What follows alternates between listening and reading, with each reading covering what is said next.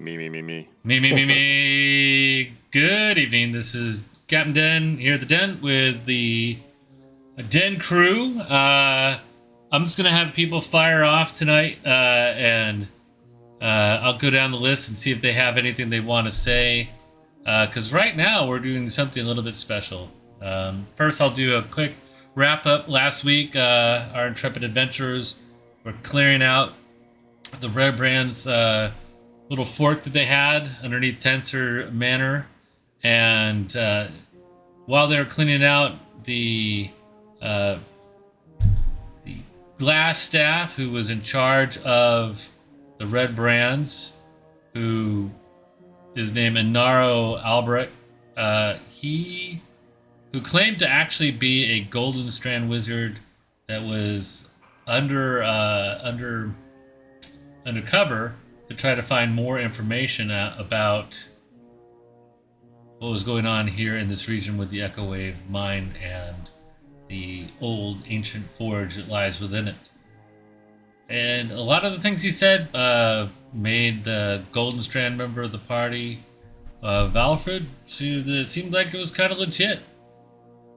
Then when he was making a show of it, he said he was going to send his sergeant to go talk to the lieutenant because he was being told that his people were mistreating the good people of Feldorn, and that he did not know anything about it because he was too busy studying.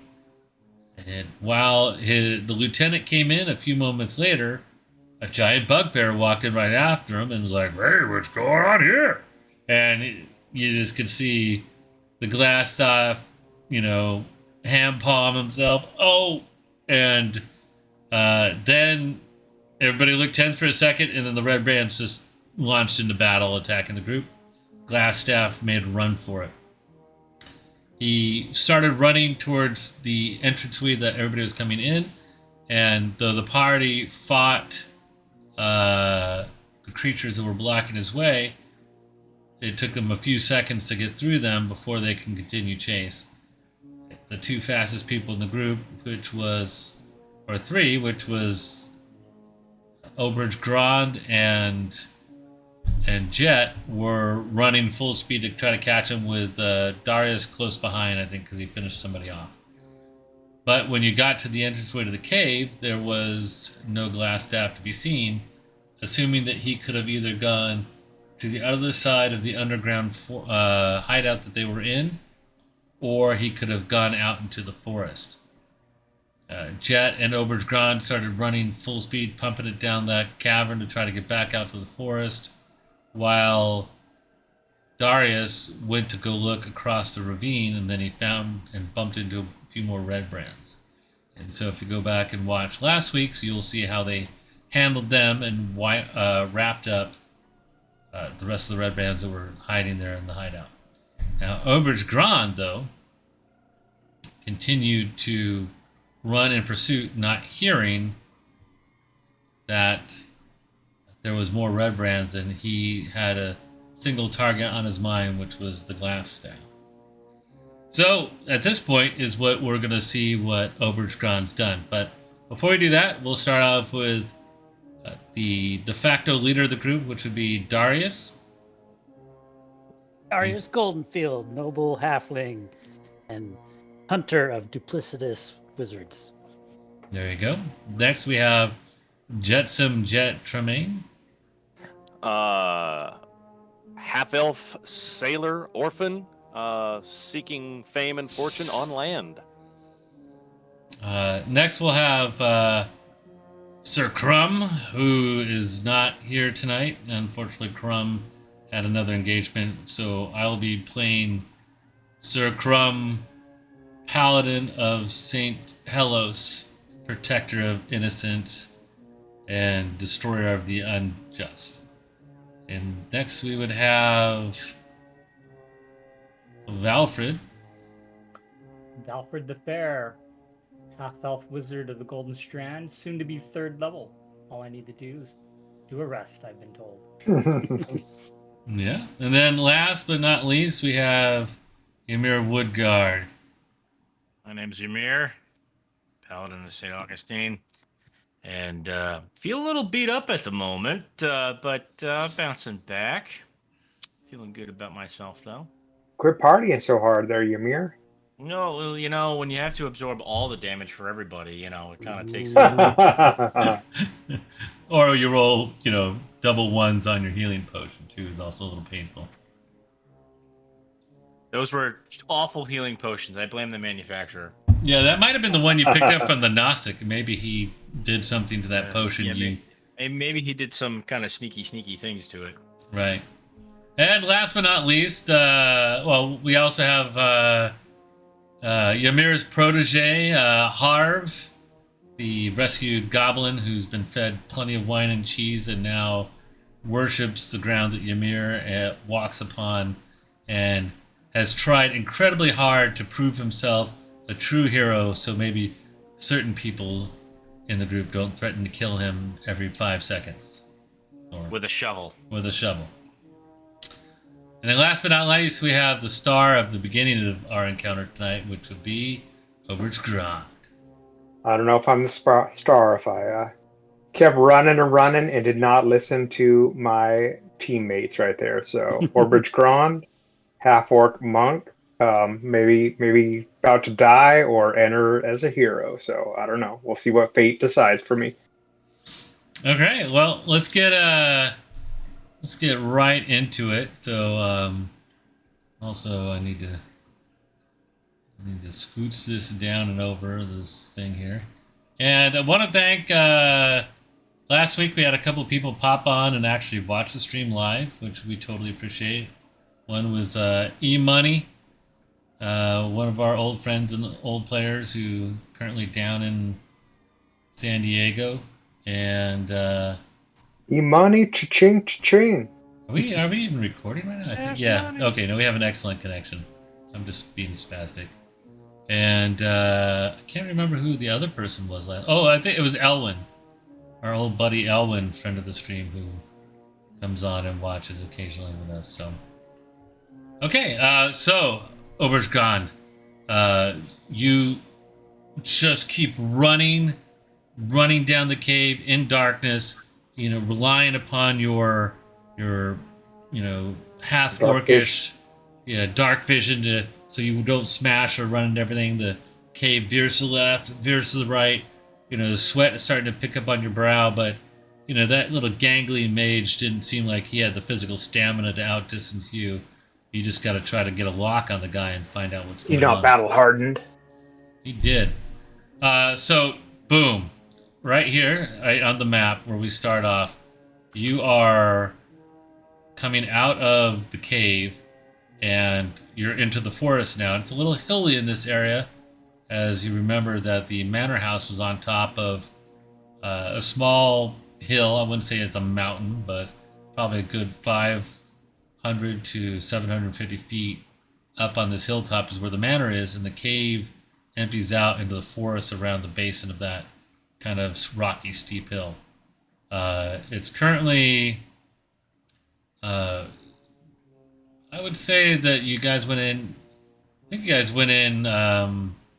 does anybody recall? I believe it was towards the end of the day, right? Because you wanted to sneak in, if I remember correctly. Was, yeah. Yeah. So, it's getting a little dark here.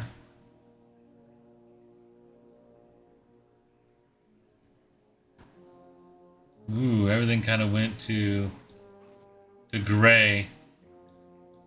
And the reason why it went to gray is because it's supposed to simulate you seeing in your night vision. Is That's how cool. This particular add-in, one of the 1,000 add-ins I forget about, All right, so you immediately get out and you see the night sky. I would say that it's probably a little cloudy. You can see like the moon is probably a sliver out, just providing just a minuscule amount of moonlight to kind of see by, and the sun has completely gone down, and so you're no longer in twilight, but it is definitely sometime in the late evening. So as soon as I pop out, I'm immediately, like a thief, gonna stop and listen at the mouth of the cave. Okay, why don't you go ahead and make me a perception roll?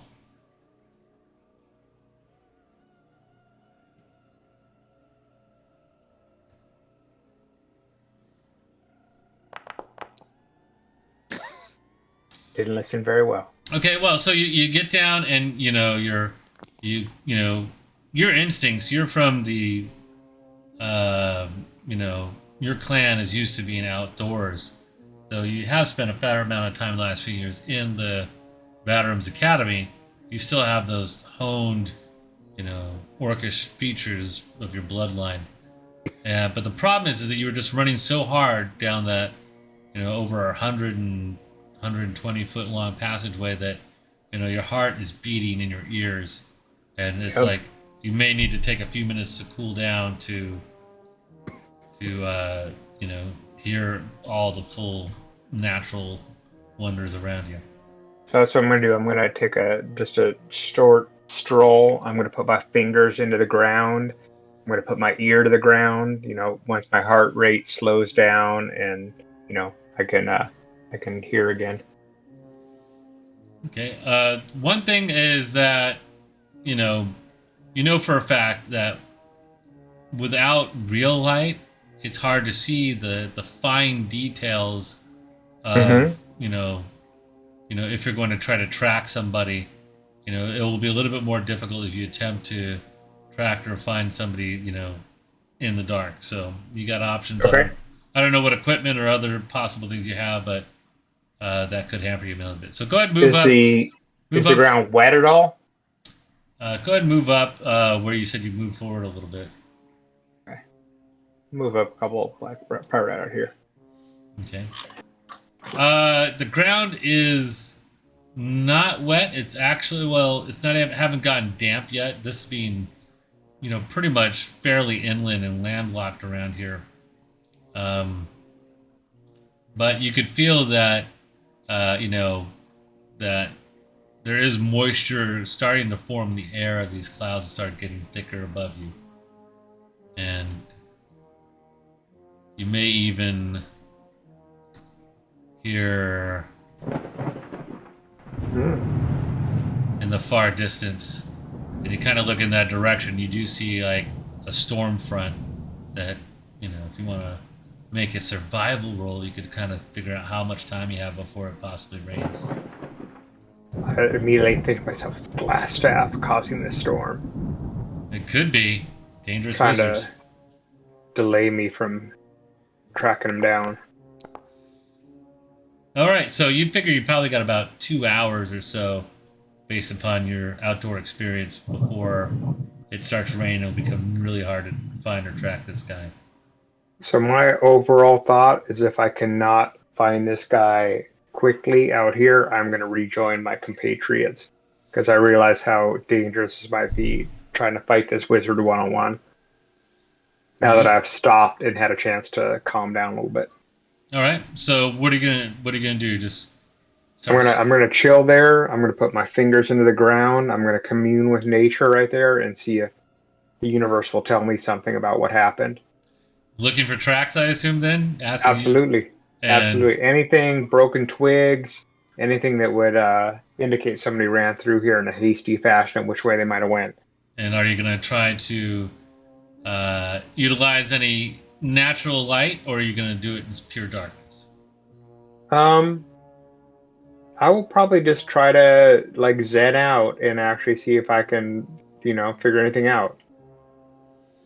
Okay. I'm going to try to tap into my inner powers of enlightenment and see if the universe wants to bless me with some knowledge that I could not obtain on my own. Okay, now that you move forward a little bit, go ahead and make, another perception roll. You also have RP points you could add to these rolls. Too late. Oh, man. I suck. Okay. So, you move forward a little bit, and basically, the one thing you do here is far off in the distance that some birds or something like that made like a loud noise. Let's see, do they have anything like that? I'm looking for my sounds, but all I have is a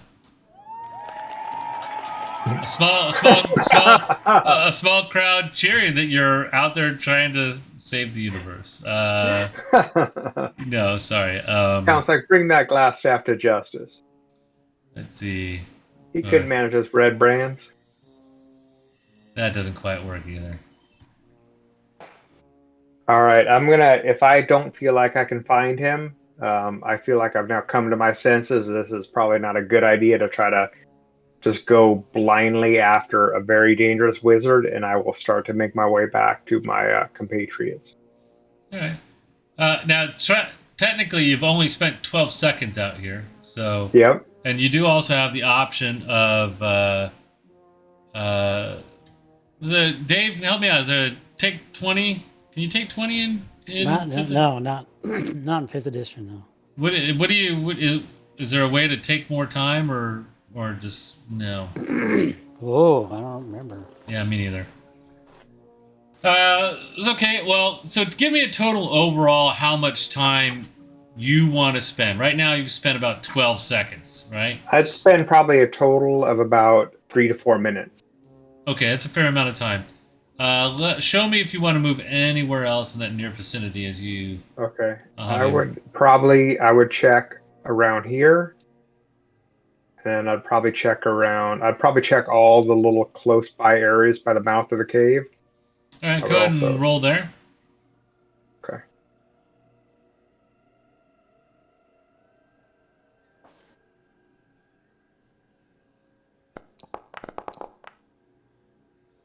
That's a little bit better. All right, so using your perception and your knowledge, go ahead and make a survival check as you walk over here. Start looking down this way.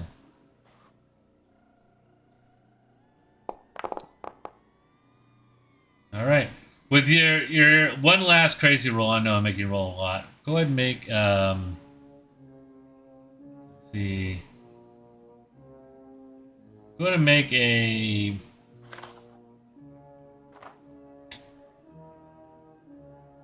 it's also an insight roll real quick. Okay.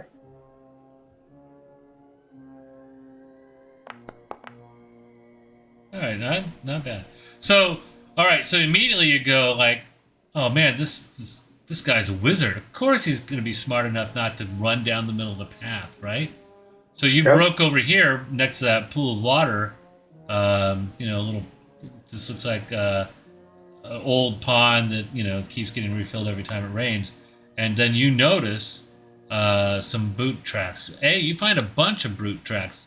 It seems like maybe the Red Brands came this direction a lot, patrolled here, but you do find a very recent pair that accidentally stepped into the water, and from what you discern with your insight and your survival skills, the gait of that person was running. And it looks like it's going the opposite direction? No, so definitely it's going around the pond and heading that direction I just pinged up. Okay, opposite direction from the Red Brand prints we saw that might have went. Yeah, there's a bunch of prints around here, but you were able to discern with the 19 that, these are slightly smaller than most of those big booted ones that the Red Brand guys were wearing. And, and it seemed like though he was running, he had a less weight on him, that he was kind of thin and light because he wasn't making as big an imprintation as he was running around. Okay, so I'm going to keep pursuing that direction, and I'm going to quaff a healing pot as I keep searching. Okay, mark that off your character and roll it. Yep.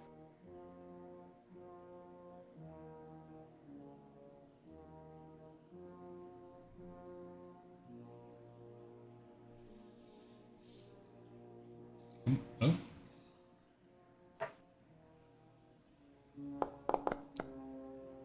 Not bad. So you get 7 hit points back. So what's your total at now? So did this? It already bumped me up then, right? I don't think I had 24 before. I think I had like 18 or something, right? Yeah, that's about I right. think I had 8 or 9 points. I took like 8 points of damage or something in that range. I think I Yes. was roughly like half, so I should be pretty close to full with 7. Right, and you're full. Well, okay. So I'll mark it back down. So you had 16 hit points, I believe, before. So Yeah, so that, and I think I was like at 9. I think I 9, took like yeah. 7 damage. So So I should that be back at like 16. so I'll put you at 16 right now. So that's perfect. Cool. And let's see. Okay, so you start running and chasing after what's going on. And go ahead and make one more perception roll.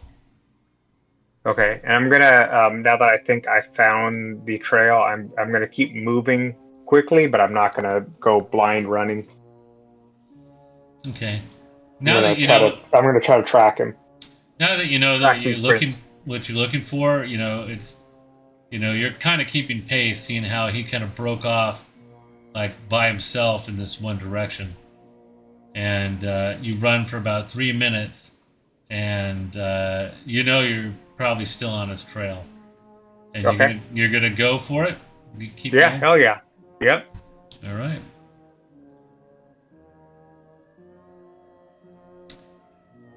All right. So make me one more perception roll.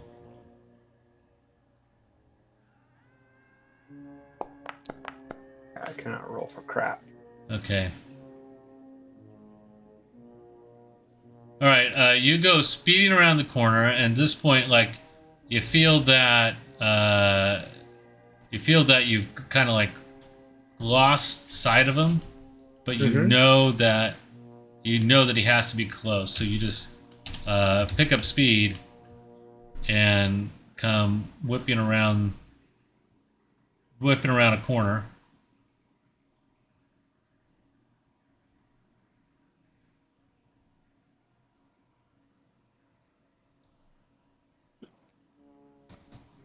That's you.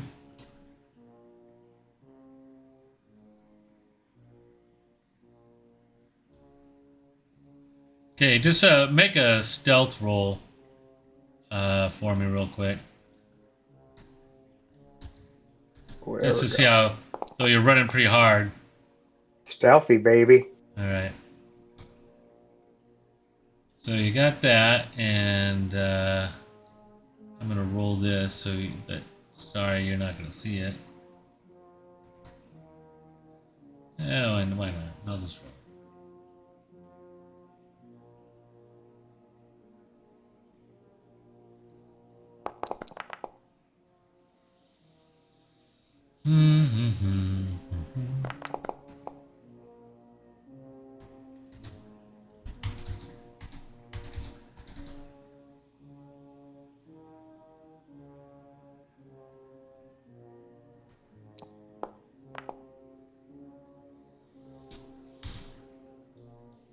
Okay.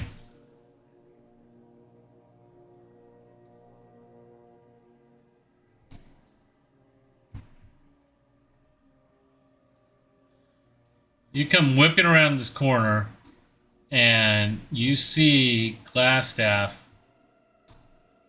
talking to two red brands. Well, you see what you see, right? Yep.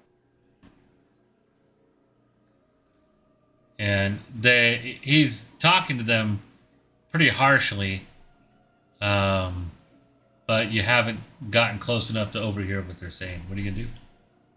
I'm gonna try to meld into this little kind of tree line right here, right next to me. Okay, at this point, it doesn't seem like that they see you based upon Okay. your roll there.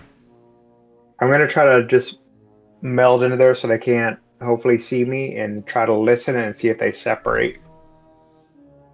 Okay, make a perception roll real quick. Okay.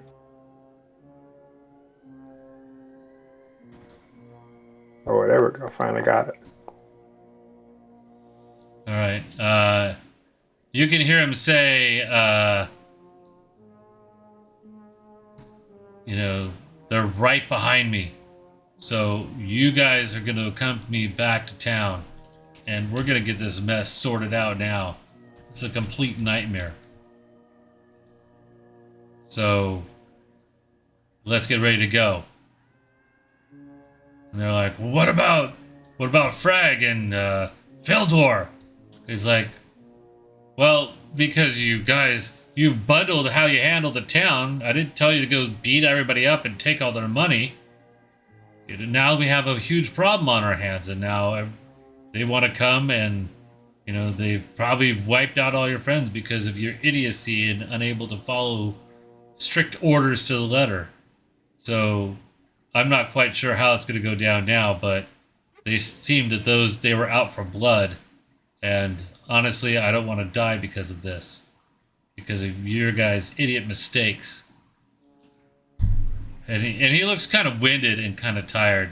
He's leaning up on his staff a little bit, and they're like, "Oh, okay, you're the boss, right? And yeah, you're not going to turn us into a rat." And he's like, "I just might. You damn son of a bitches." Ooh. And then they start moving in this direction. What are you doing? And yeah, you Okay. rolled so good on your perception roll. Yeah, you heard every single word. Okay. I'm gonna go back the way I came and try to rejoin my elite party as quickly as possible. Okay.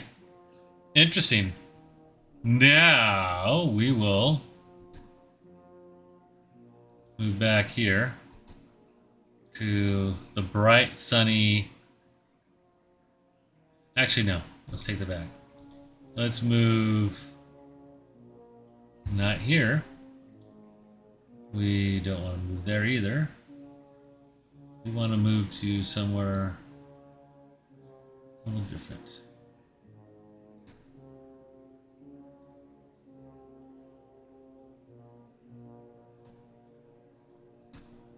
All right, there we go.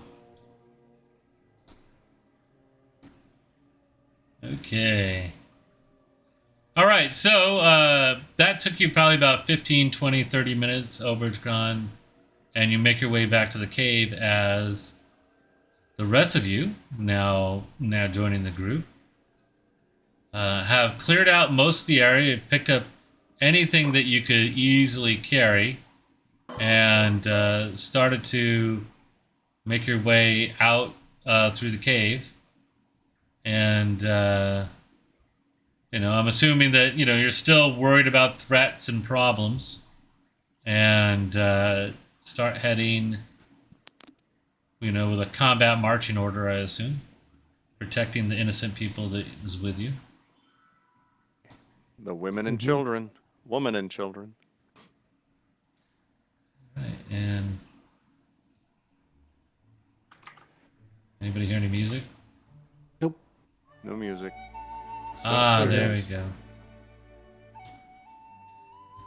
So a little bit pleasant music. All of you a little bit worse for the wear from, beating. You have one, you had one prisoner, one red brand that Valfred the Fair saved his life, and Valfred made him swear not to leave, and he didn't, and he waited.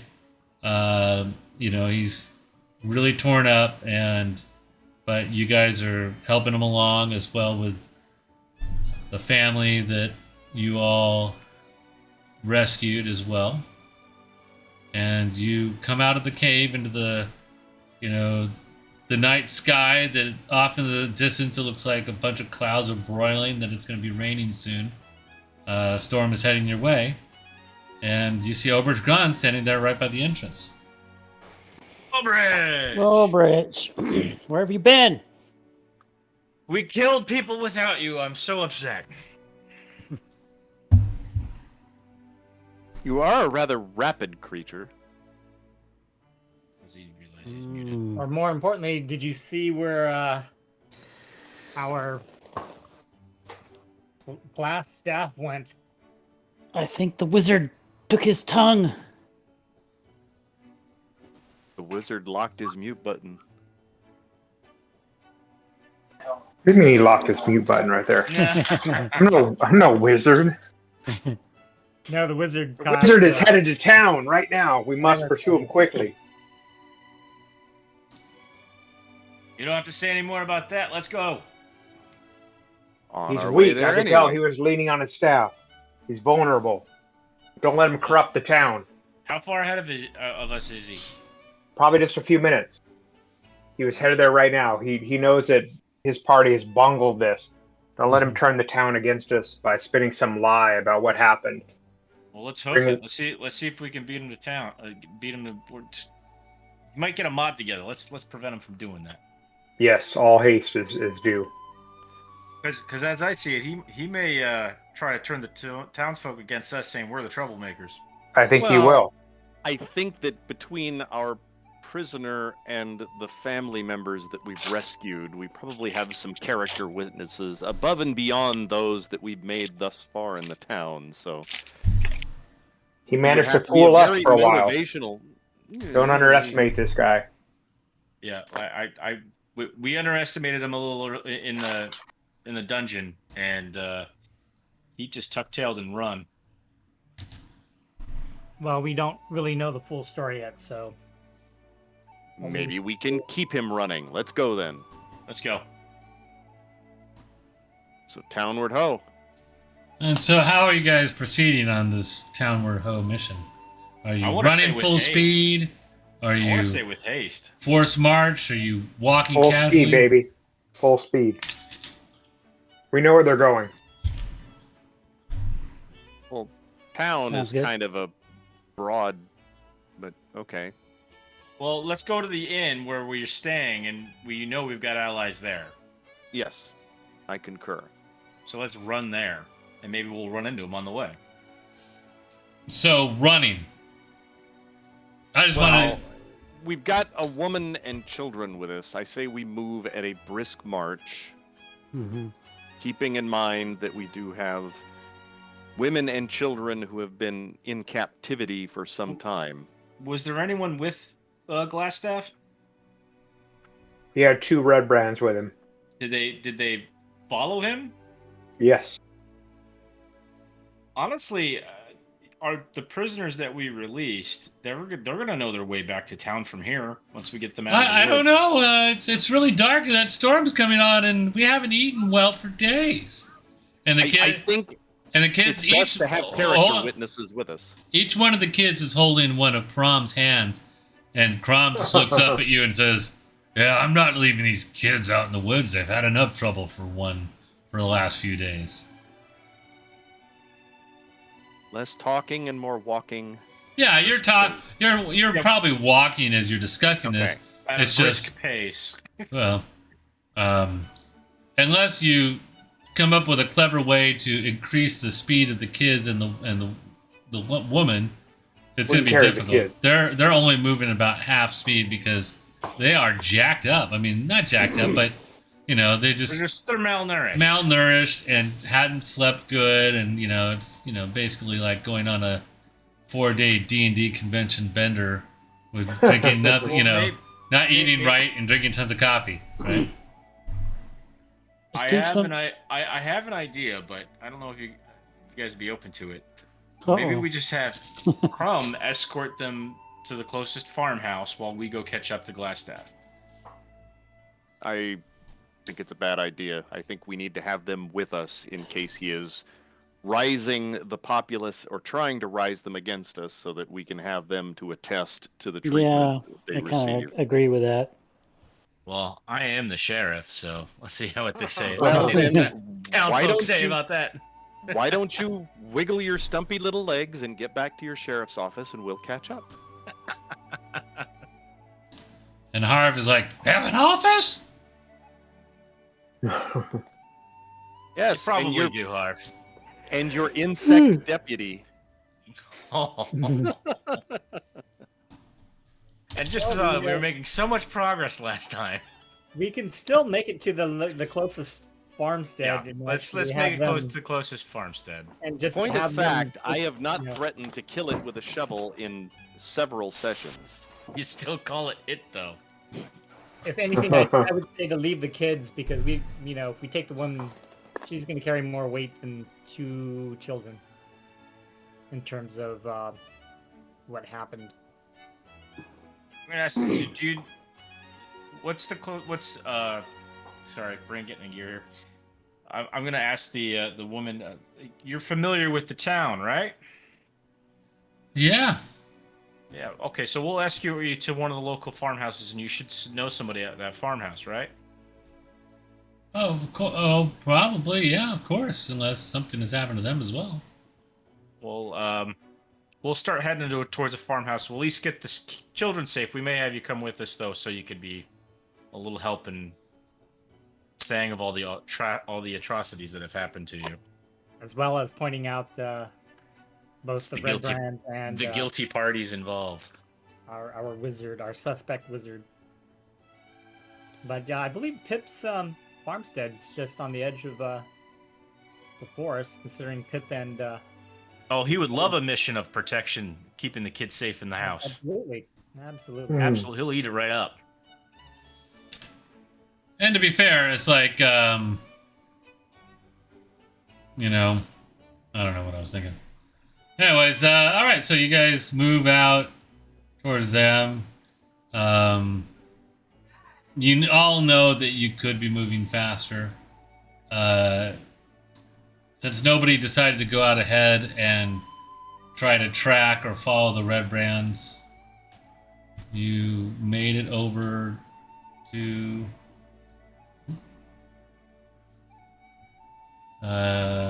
this farmhouse over here. Anybody remember whose farmhouse that was?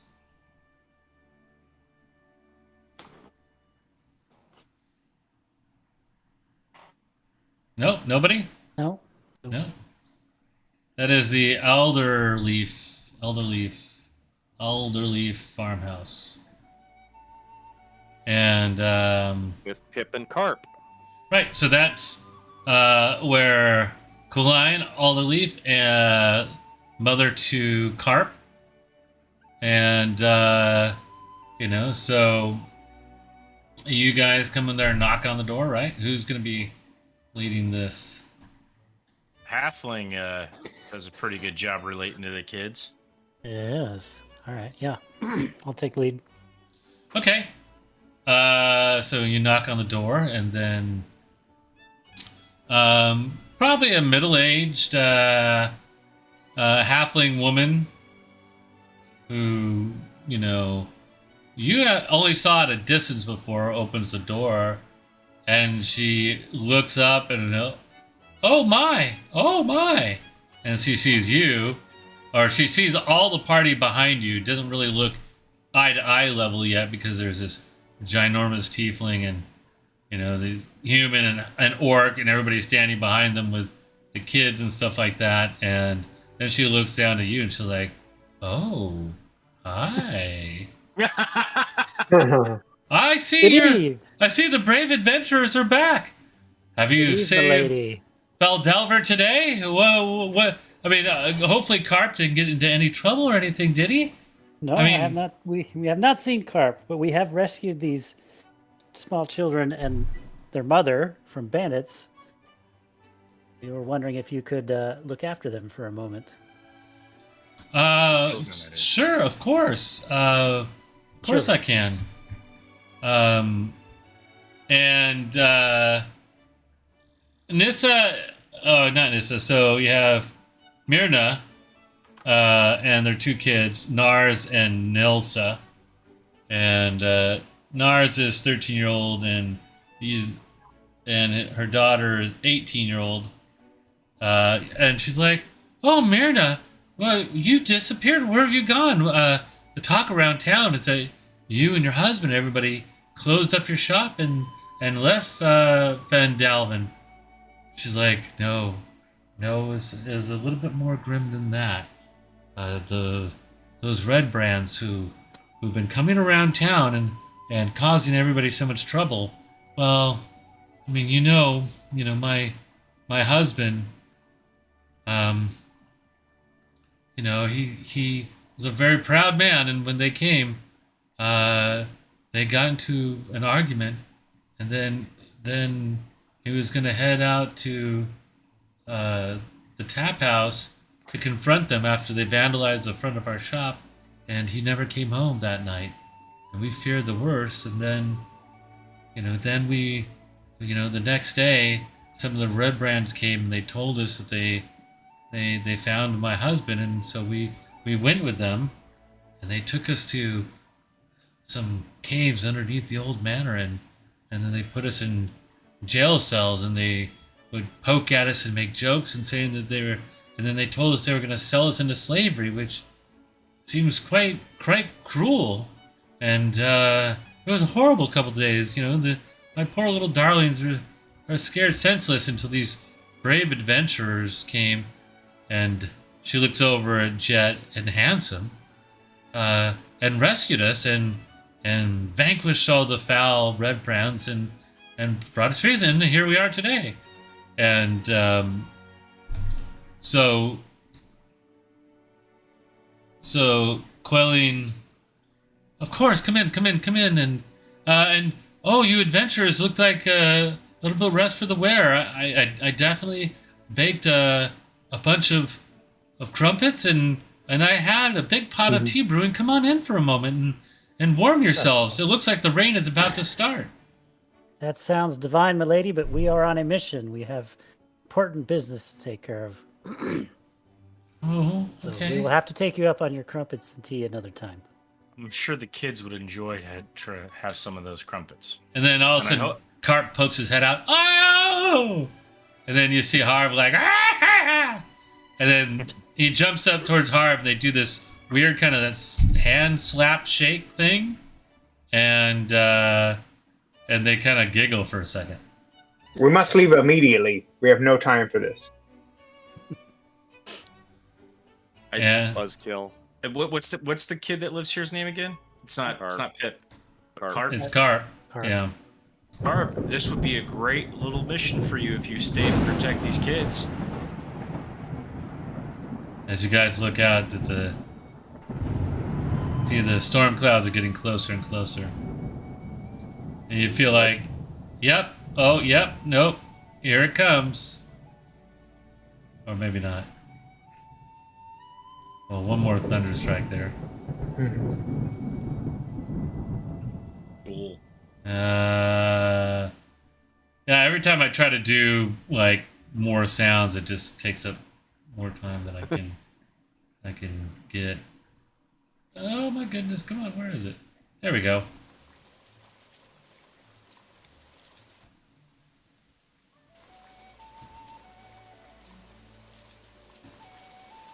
All right, so the rain, just as she was offering a warm place to stay, starts pouring down on top of your heads. One last The chance to sooner sneak we- inside and get dry. The sooner we leave, the sooner we can come back. All right. So they're ushered inside, and they thank you. We're And- taking Myrna with us, right? Are you? Yes. Yeah, we're Ah. definitely- Okay, so Myrna's like, okay, and then Cullen says, Here, dear, here, take my heavy coat.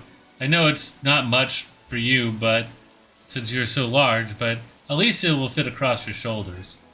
And so, Cullen hands it's more of like a cape that looks ridiculous over her shoulders because Cullen's like 5'5", or I mean, Myrna is like 5'5", and Cullen's like 3'5", right? So she has this little cape over her. Okay, well, I don't feel really great about this, which is, I mean, I do trust her, but what happens if the Red Brands track us here and then break in? The Red Brands were with the Glass Staff. They're headed to town. I don't think you have to worry about it. And we'll deal with any Red Brands that we see. You'll be safe. We must leave immediately. All right, okay, you say so. Be safe. All right, so you start slogging through here. What path? Somebody show me, like, points on where you guys are, how you're gonna go. Follow the road or what? I say we suggest follow go the by road. Town Hall Yeah, and that see makes if there sense was to a- the center. Okay. Head over here and then up to the tavern.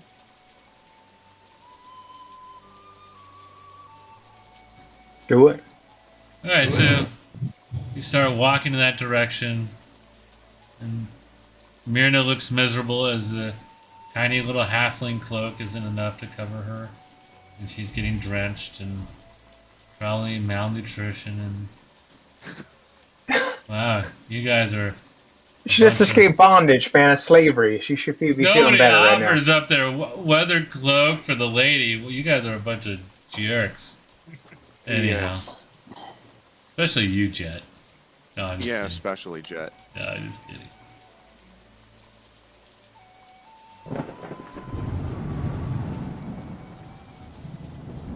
All right. So I gotta find my Myrna.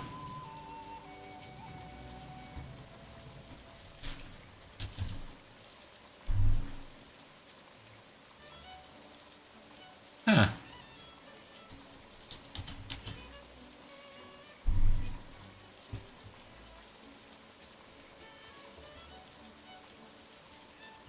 Oh, yeah.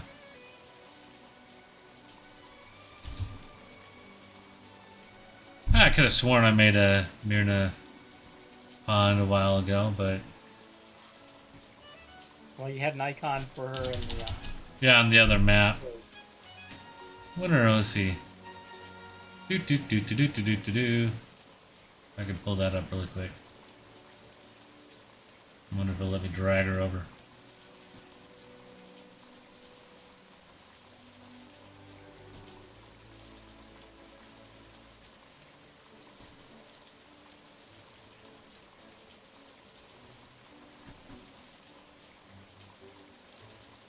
Interesting.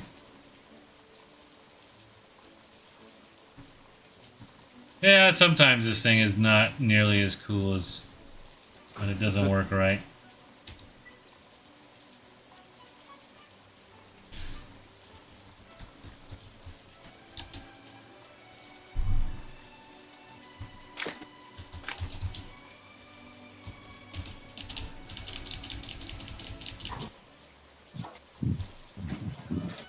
Yeah, alright, screw it. I just can't find her. Somehow she is hiding somewhere and I can't find her token. And it won't let me copy it over. Hmm. Maybe, no, it will not. Okay. Well, so we come in here and it's a little bit of nighttime. A little bit of cloud.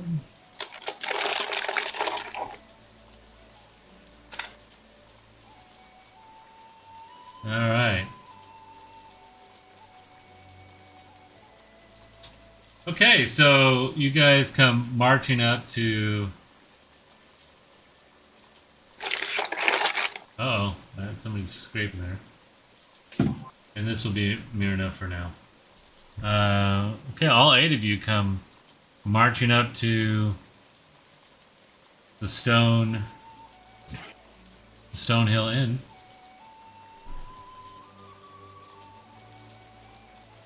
And do you guys have a plan of what you're gonna say or what you're gonna do, or you coming in here like gangbusters or what? Gangbuster, man. We need to come in and get dry and get poor Myrna a meal. And find We need to Sildar. figure out what's going on. Yeah. Sildar's the only one that can attest to Lenaro's identity. We need to sound the alarm in the town. Okay, that's the marching order I have you guys in. Go ahead and head inside. You push on the little button that should open the door for you, right? There is no little button. Oh, It's already open for me. okay. Oh. Yeah, interesting. The Yeah, lighting, all- the light's all kind of weird. messed up. Yeah, definitely I see that. Yeah, won't let me in. Because I think we were. There we go. But can you guys see? I can see the red brands at the bar. All right. Seems like my illumination is a little bit off, so.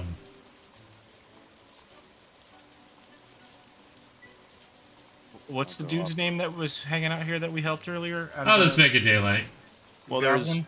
there's Oberlin, who's the bartender. The guy we held out of the Goblin Cave. What was his name again? Sildar. Sildar's at the bar too. All right, you guys come in, kind of making a And racket. there's Red Brands. As you guys come in, and Now that I see the lights. yeah, as you guys walk in, you guys make kind of a ruckus coming in, and Sildar is like, "Oh, look, my friends! Look, I found Inara." You've also found the leader of the Red Brands, leader of the kidnappers of children and murderer of innocent townspeople. And keeper of nasty monsters. Okay. So Inara kind of looks over at all of you, and he's like, "Well, I was just explaining to Sildar the situation and how I was trying to keep the situation calm, and then you all just started attacking all of my henchmen that I hired to help protect this town." No, Well- you told your henchmen to kill us, and that Yeah. came right out of Protect your or mouth. enslave this town.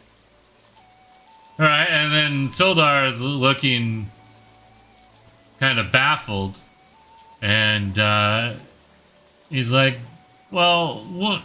No, I mean this is the man that I was telling you I was trying to find. This is the person I came here to help reestablish order in the town, where me and Gunridge were doing additional research and getting supplies."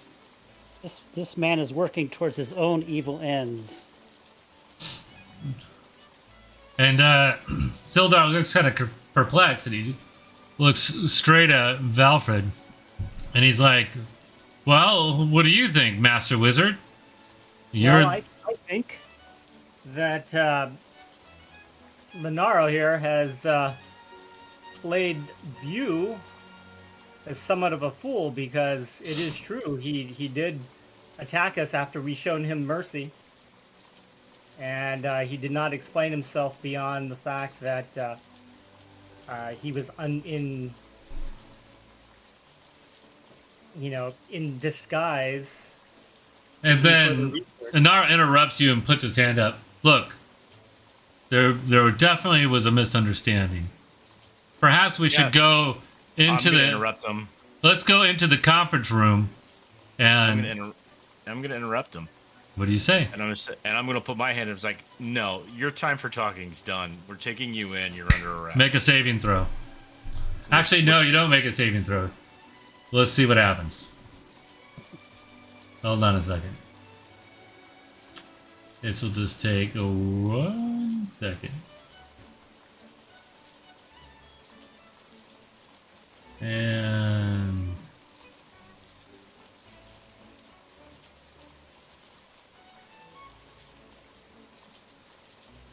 okay.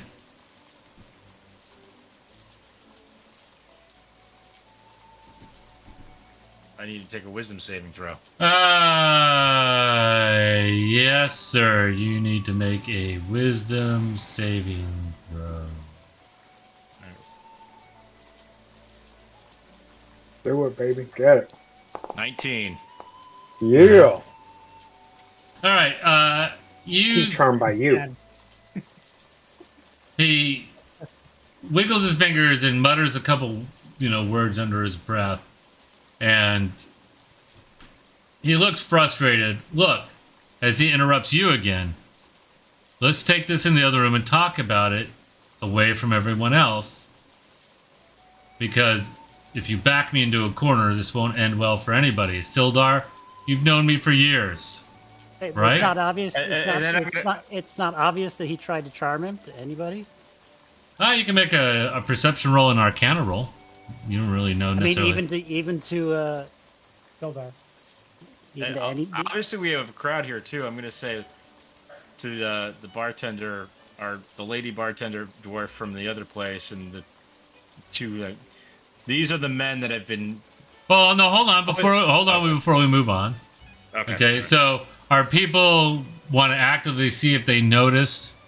Yeah, let them. Yeah, let's do that. Okay, so instead, what I'm going to do is roll something, and see if your passive perception beats what he rolls. Does that sound fair?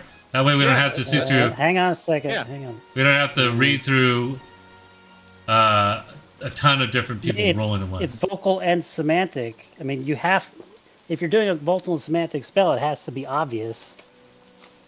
So this isn't like Champions where it has to be massively obvious. What it has to be is that he can't be gagged and he can't have his hands bound. Those are the two caveats, kind of like those. And how well that he hides it from everybody is what's going to be based upon this particular roll. So, Yeah, that sounds fair. Roll away, Dan. and anybody who has like magical aptitude, because nobody really kind of spoke up, like Falfred, I'm going to have him make a independent roll on top of that. Which is like an Arcana check? No. Well, I mean, you got to have an idea of what he's doing. That's pretty damn good.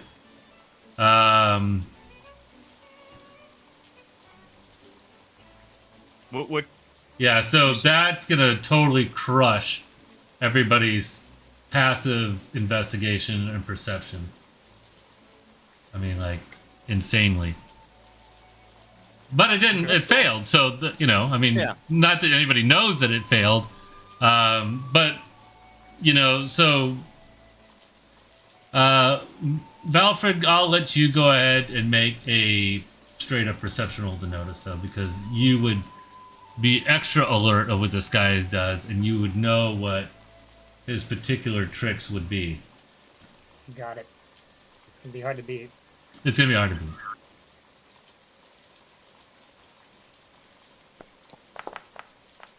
Okay.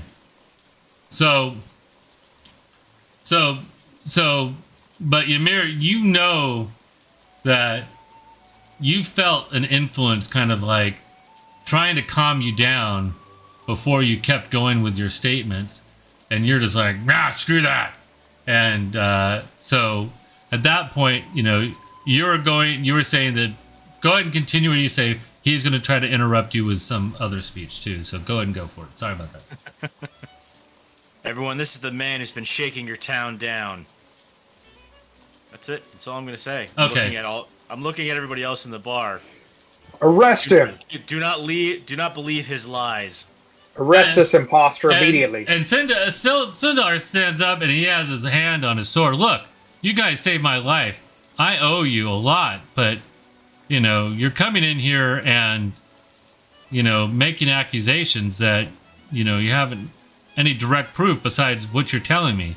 We have all of us as witnesses. All of us are honorable men, and we are witnesses to his evil acts and his attempts to kill us, his attempts to kill a fellow Golden Strand member, his consorting with hobgoblins, bugbears, whatever. These bandits, slavers. and We have slavers. One of his victims here with us. Exactly. She can attest the rough treatment that he's been given under by his agents. And tell the story of what happened to her husband. Okay, so you now are all looking at her. Yes. I'm keeping a keen eye on Mr. Glass. Yeah. Staff. Oh yeah. Well, He's not trying to charm her, too.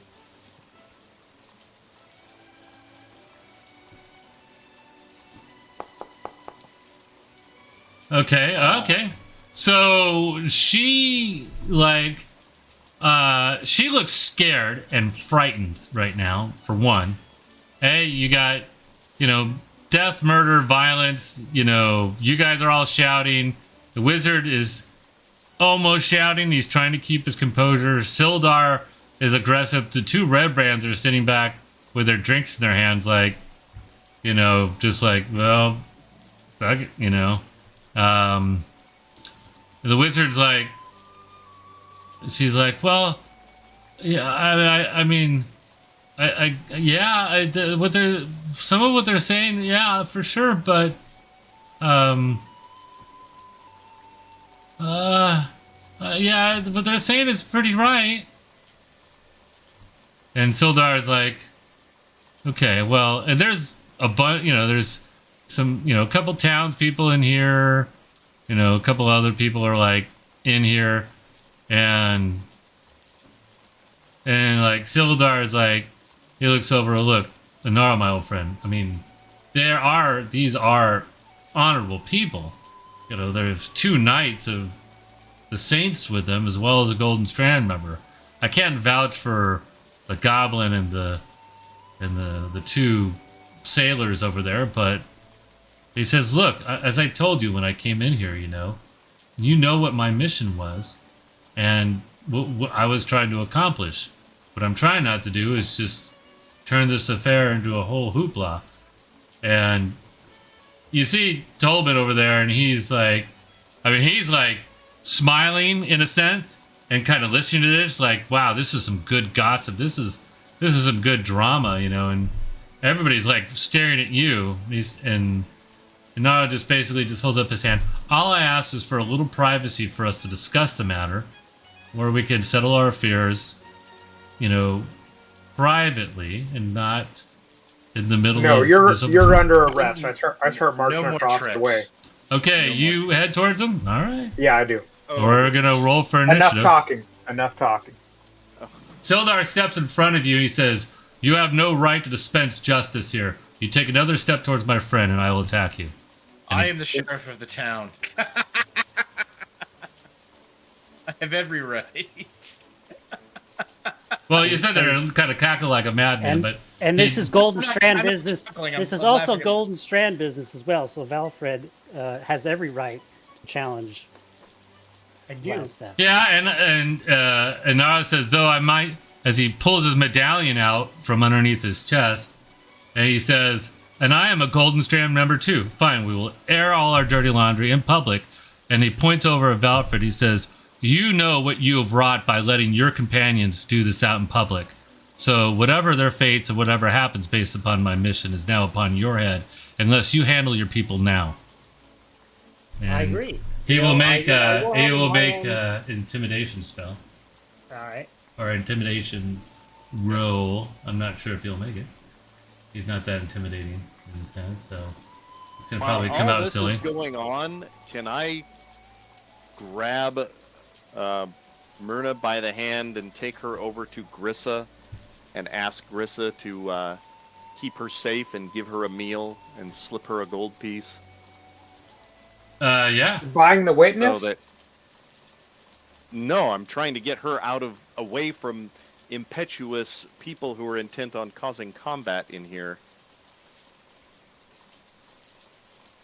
Okay, well, Inaro says what he says, but it was mildly threatening, but it didn't like overblow you or fully convince you, Alfred. So, Okay. but he looks now. He went from like tired and stressed, and now he looks angry. And I know. defer to Valford. This is wizard business. You let us know. I say to Sildar, step aside. If this is truly Lenaro's secret to keep, I do wish to hear it. Maybe not here in public.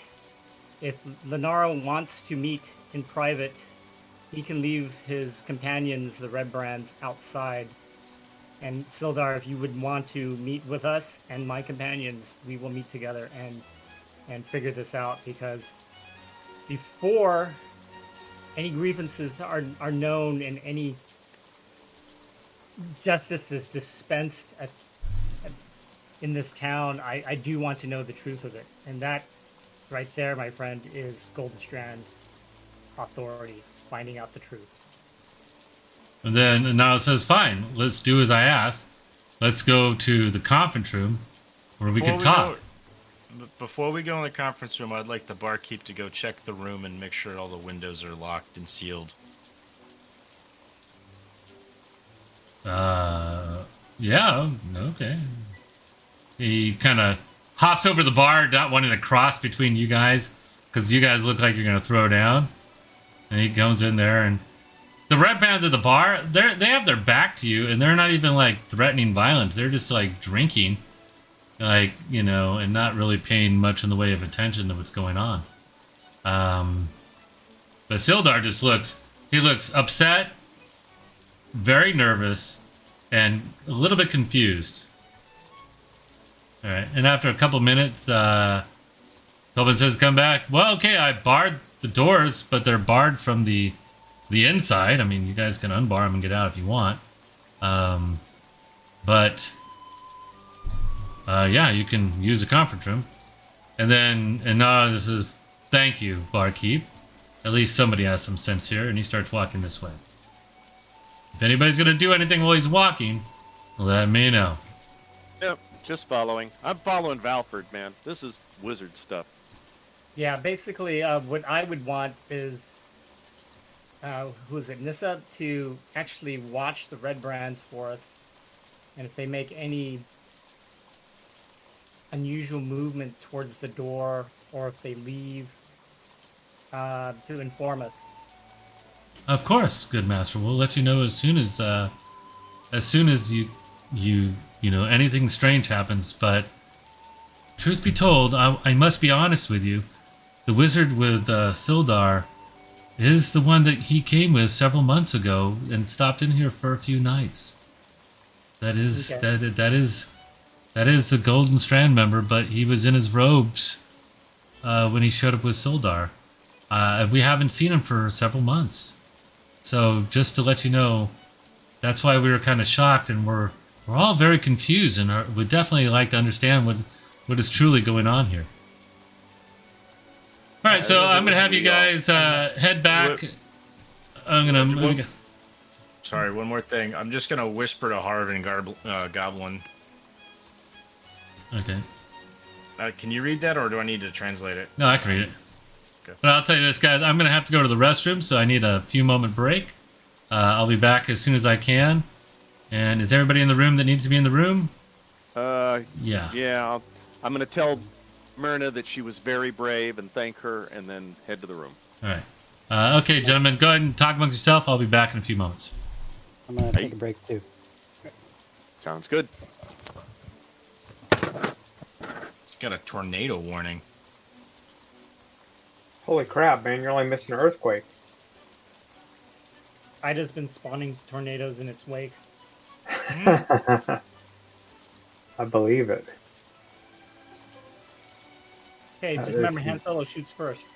So what do you think? Are you going to hear this guy out, Alan? Well, there's either a big You have plan to. or there isn't. Right? I mean, he's But either who would going he- to lie to us.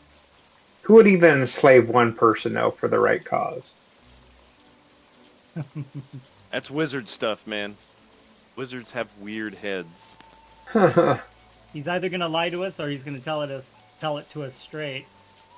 Well, he's proven he's a great liar, so. Has the Golden Strand ever enslaved anyone? You know, honestly, I can't answer that. Yeah, would they ever condone slavery in the pursuit of some greater purpose? I Depends think on they what that probably greater do purpose skew is. towards that end justifies the means. Exactly. I don't think golden strands are the goody two shoes. They're not, they're just powerful and they prefer to side with the side of the king to meet their ends, which is to find more magic and to destroy the darker side users. So yeah, I could see slavery of some degree in their mixed bag of tricks. They're like a magic show at Starbucks headquarters. Okay, so we should start killing Golden Strand then? I think you could kill a golden strand if there is some legitimacy to, some falsehood to. Hey, well, they still have to uphold, in my opinion, they still have to uphold the saints and the king. They're not autonomous. They don't rule. So there has to be some legitimate reason why he's doing what he's doing. Either it's to stop some other evil magic that's greater than what we have, and he's got to do it by some means that may in itself be unjust or evil. I think he's a douche because he tried to kill us instead of just bringing in on the problem. Gotta kill him.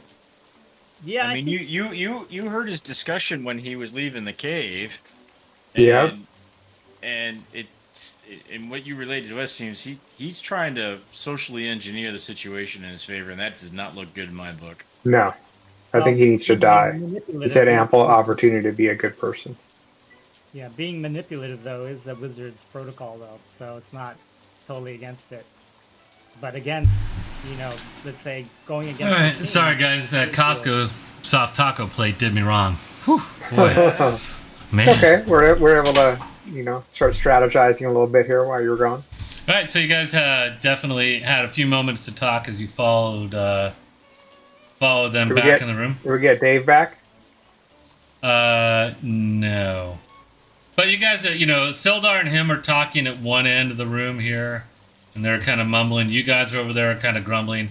I know Oberge Grand was like getting up in Sildar's grill, but at any time, like if you guys want to take immediate action, like I'm just gonna go punch the guy in the face, feel free to tell me because I'll just have you do it, But what I'm trying to do, it's hard in this format, like when we're online, to like kind of like get that tension of like everybody keeps one-upping each other's voices and anger, Yeah. and stuff like that. And while you guys are talking in there, you guys see Andriana come in, and she brings you guys a giant kukri. And you guys are all wet, by the way, too. Even, Inara is a little wet. And she puts down like 3 trays of cheese and meats and bread, and brings 3 pitchers, comes back twice and brings 3 pitchers of mulled wine. And a bunch of glasses are all set out for you guys. So there's all drinks and food now at the table for you guys. Harv will move up there and grab some cheese and look over at you guys, grab a glass and grab the pitcher. I'm seeing that still nobody's saying anything and moving. He's still looking at everybody, pouring his glass up. And he just keeps pouring and pouring. And his grin of his mouth gets bigger and bigger and bigger. Until it's not mine. It starts to fill over a little bit, and then he's like slowly puts the pitcher back, and then sits on the table, and then kind of sneaks back to the corner. I'm thirsty, and he just looks at all you guys and goes back here behind you, Mar. Oh, that thing is repulsive. Did we get Dave back? Nope. Not yet, apparently. Well, we'll give him a few more minutes. I'm going to just check to see if anybody said anything on the stream. Nope, absolutely nobody tonight has said anything. We only have one person watching, so which is probably me on another window, which is all good. I just feel bad because like when somebody does actually like chat, I'm oblivious until it's the end of the game. So, so it seems pretty tense. It seems like Sildar is pretty protective of Inaro, and you did get the bit of information as you went in that the Drolina Stonehill, who's Torin's wife, was it Toblin's wife, and she kind of said it to you guys walking back. She like put her hand on Valfred's shoulder, or not Valfred, because that would be bad. I guess it would be... Well, no, she just taps you on the shoulder because you're a wizard. She's not going to grip you, right? And she just... That's what she conveys. It's like, this is the missing man, And though, she describes that he was wearing kind of dusty blue robes with the golden strand symbol on it. And she said he was kind of, he was kind of a jerk. He came in here and was very demanding, but he came in with Sildar, and they announced who they were, and so we really didn't know what that meant. And they they spent a bunch of money, and you know, and they say they were going to bring mining operations back to the area, and soon we'll be a prosperous, wealthy mining town again. And you know, they made a lot of promises, and then Sildar left.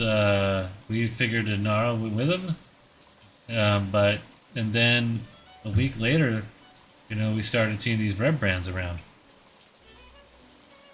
So she kind of gives you that gist as your guys are going back there, and you head back, and that's where you guys are all set up. Do you guys want to be sitting in any specific spots? Yeah, I'm gonna stand next to the table and have some of the food from a plate that Harv did not touch, and drink from a pitcher that he did not drink from. Well, there's three, and it's all medium class, you know, mead. I'm watching. Oh, David's back. Yeah, I'm here. Okay. Hooray! So, these Crumb is sitting at the table here. Sildar and Inara went back, and they've been kind of talking amongst themselves. And you guys were a few minutes later. Did you hear that? Helena Stonehill, the wife of Toblin, kind of told you guys as you're heading back that, that is the guy, that is the Golden Strand member that showed up a few months ago with Sildar. And then, they talked about how they're going to be bringing the mining back and make the town prosperous again. And then they thought they both left. And then a week or so later, the Red Brands, a small group of Red Brands started out. Acting like that they were, they're the new enforcement of the town. And that's when they started giving everybody some trouble. Okay, so these guys, Crumb is just sitting. He's starting to eat and drink. Harv is over there drinking from a big flagon of honey mead behind Ymir. Anybody else gonna move or stand or sit anywhere? Or is everybody happy where they're at? I am. I'll probably move over to the bar here. The table. Move up on the table. Alright. Oh, great. Alright, so Harv will sit there. And Sildar says, scoot down one for me, will you? Sheriff? He looks at you. Thanks. Okay. And so Inaro sits down and they both, and you see Inaro uses, you see magical tendrils come out of his hand, and you can see it. He makes it pour himself a glass of honey mead, and then he magically makes the glass float down into his hand, and he drinks it. And he says, see, isn't this better that we can sit down and have a civilized conversation amongst, leaders of the realm, as he points over at Valfrid, and companions, though as hot-headed or troublesome as they may be, at least we can talk this out and get to the bottom of this now. Too badly, the glass-ass slaves don't feel the same way. Look, I understand, boy, that you have troubles with my methodology, but it's well within the edicts and my preview to do such things to accomplish the task I was assigned to do by my order. You may not like it, and what do you mean by slaves? Did you not hear the account of one that witnessed the horrors of the Glassstaff? I mean, honestly, I never saw that woman before in my life. Perhaps we should bring the children that were enslaved too. Well, if you want to do a tribunal, Sildar is my witness, then we shall call a tribunal. Valfrid, how much time that will take. But until you have proof it's going to be your word against mine, Orc, and I'm sorry, but mine holds more weight than yours. Unless you plan to just bear force of arms against me, and then I'll have... proof. We have proof. We have evidence. We have witnesses. We have even one of your red brands that will testify as to your evil doings. And what evil doings are you saying that I have done? Well, Murder, kidnapping, slavery, consorting with monsters, attempted murder of fellow Golden Strand members. Those are the evils that you do. Really? Who did I attempt to kill? Valfred right here. We all heard you say, kill them all, including Valfred, to your red brands. He kind of looks kind of quizzingly like, I don't remember saying that. Did I say that? Yes, you did say that. It's like, Sildar, I don't exactly remember saying those words. I remember you attacking us, and then I ordered my men to kill you. No, we did Because not. you You attacked you me. attacked first. You attacked And first. your bugbear that you explicitly ordered. Look, you travel with a goblin, so if I had a couple bugbears that I was using to try to leverage to get additional information, or the where my query is, the mine. This goblin's Then- got more honor than you. Expose your notes. Let us all read your notes. We Look, saw you tried to hide them. Open your business to public scrutiny if you have nothing to hide. okay, Valfred, if your friends are gonna have outbursts like this, and we can't handle this as wizards, pick 1 second and send the rest of your friends out of the room because these outbursts are not being productive at all. Well, they are my companions, and they deserve to hear the truth, being that we were attacked by your red brands. So your fellowship is under scrutiny right now, and I will not send them away. You have much to atone for here in your dealings with the red brands with this town. And though you have a good friend in Sildar, I believe he wishes to hear the truth as well. Because there's a lot of things amiss in this town, by evidence of missing townspeople. There's many deaths of both red brands and missing townspeople that need to be accounted for. Who's missing in town? Yes. Well, we had found Myrna, The shopkeeper- wood carver. shopkeeper's wife, Okay, and so- her children. All right. So one, I have no idea who these people you speak of are, and so there's one missing shopkeeper, right? And then you said that some of my red brands had put somebody in a dungeon, right? I didn't even know there was a dungeon in there. I knew the Gnostic was there. I mean, granted, he wasn't bothering us and allowed me to do my research, and so we just let him be. And I know of the storeroom. And I know of there was a tomb, but I told the red brands not to disturb the tomb of the ancient family that dwelled in this house. For one used to be a member of the Knights of Thrawn. And I said, help keep order in the town. Keep an eye out for any other people who are interested in the mine. And don't disturb me because I need to research. And that's exactly what they did. Show us your research. Let us look at the words from your own hand and let that be the guide of your truth. If you Look, have nothing Orc, to hide, then show it. If you don't shut your mouth one more time by disrespecting me, I'm going to shut it for you. I'm having enough of this. If you can't learn your place and stay You said quiet, you wanted to come. You said you wanted to come in here and talk, and we're talking, and now you're insulting us for asking you questions. You're getting personally insulted by just the charges that we've laid out, which just proves to me that you're guilty. And now I don't want to use force, but if you continue to evade our questions and not answer truthfully, we will have to use force. We saw you gather the notes. We know that your guilt is within the notes. Show them to us, please. I will not show them to you. Valfred, come over here and I will show them to you. Show them to Valfred then.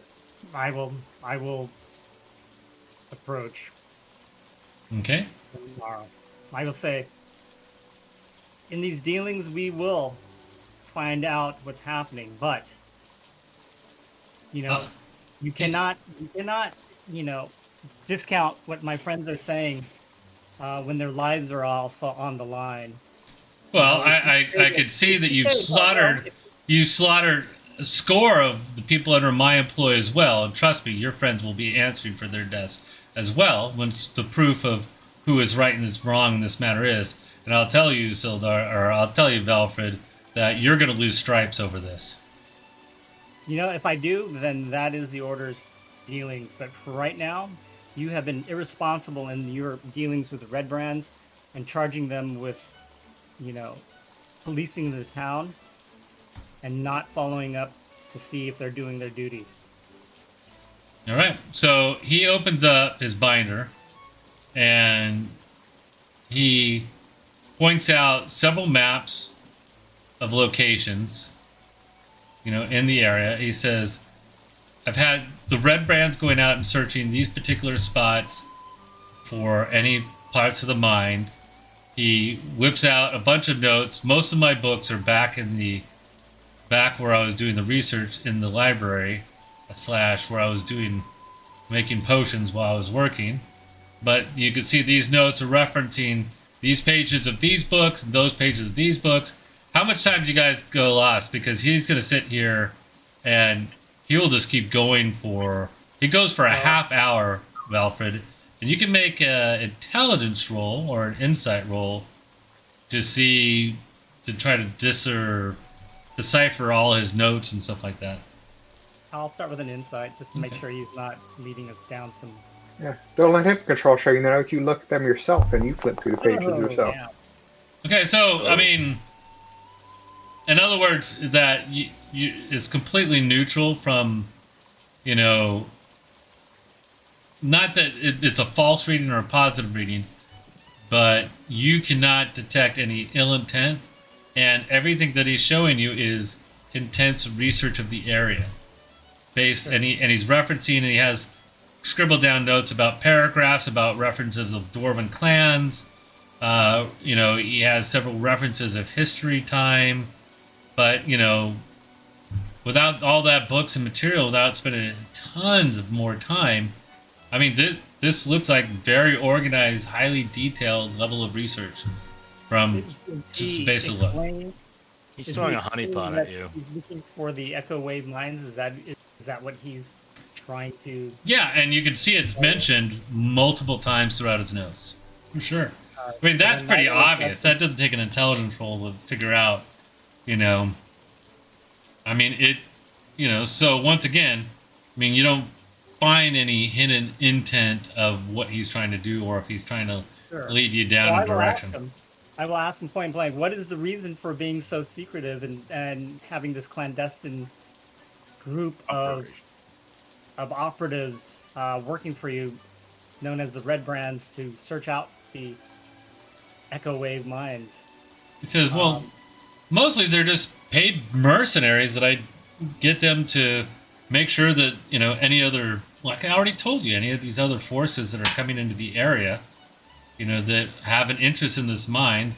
I was trying to find this out for Gunridge and for Sildar and I, because that was our mission, not to let this mine fall into any dark wizards or enemy hands. And Sildar's like, that's literally our mission. You know, and by the way, Gunridge got captured by a bunch of goblins, you know, just a half day's journey from here, and then Inara was like, he did? Well, what about his brothers? And Sildar is like, we're not sure. They were supposed to meet us here. The last communication we had is that they found a portion of the map where they believed the mine to be, but the plan was to meet here in town. But you know them, they're impetuous. They may have tried to get the jump and find it early and save us a bunch of time. And he's like, oh, those boneheaded dwarven fools. Without all my research, there's absolutely no way they could piece together fractions of a map. You know, and now they're missing, and now we're missing another piece of the puzzle. And he looks really angry and perplexed at this moment. Well, I will tell him, He's totally ignoring you actually at this point when he starts talking to Sildar about this, and you can just see that he is, he's angry and dismayed of yet another piece of the puzzle slipping away from him, and Sildar just kind of like, and if are you gonna interrupt them, or are you gonna let them continue a little bit more? Actually, I will. I will actually intimidate Lenaro. Okay. I will say, it looks like a fine mess you've created here, Lenaro. You can't even control your own mission to the point of being successful. I think what you need is actually not just our help, but I actually think you need us to take over your mission. All right. Well, roll an intimidate check. Actually, I will take my last Fortel and use my 17. Oh, you suck. Which will make it a 22. All right. Fair enough.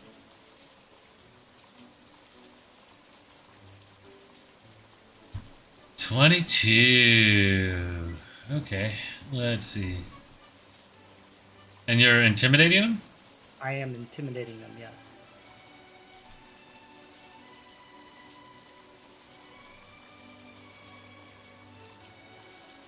All right. He's caught off guard by what you said, and he stops, and he considers it, and not in such a... He doesn't turn and shout at you for a second. He just looks at you dead in the eyes and just says, "You don't have the authority to do that.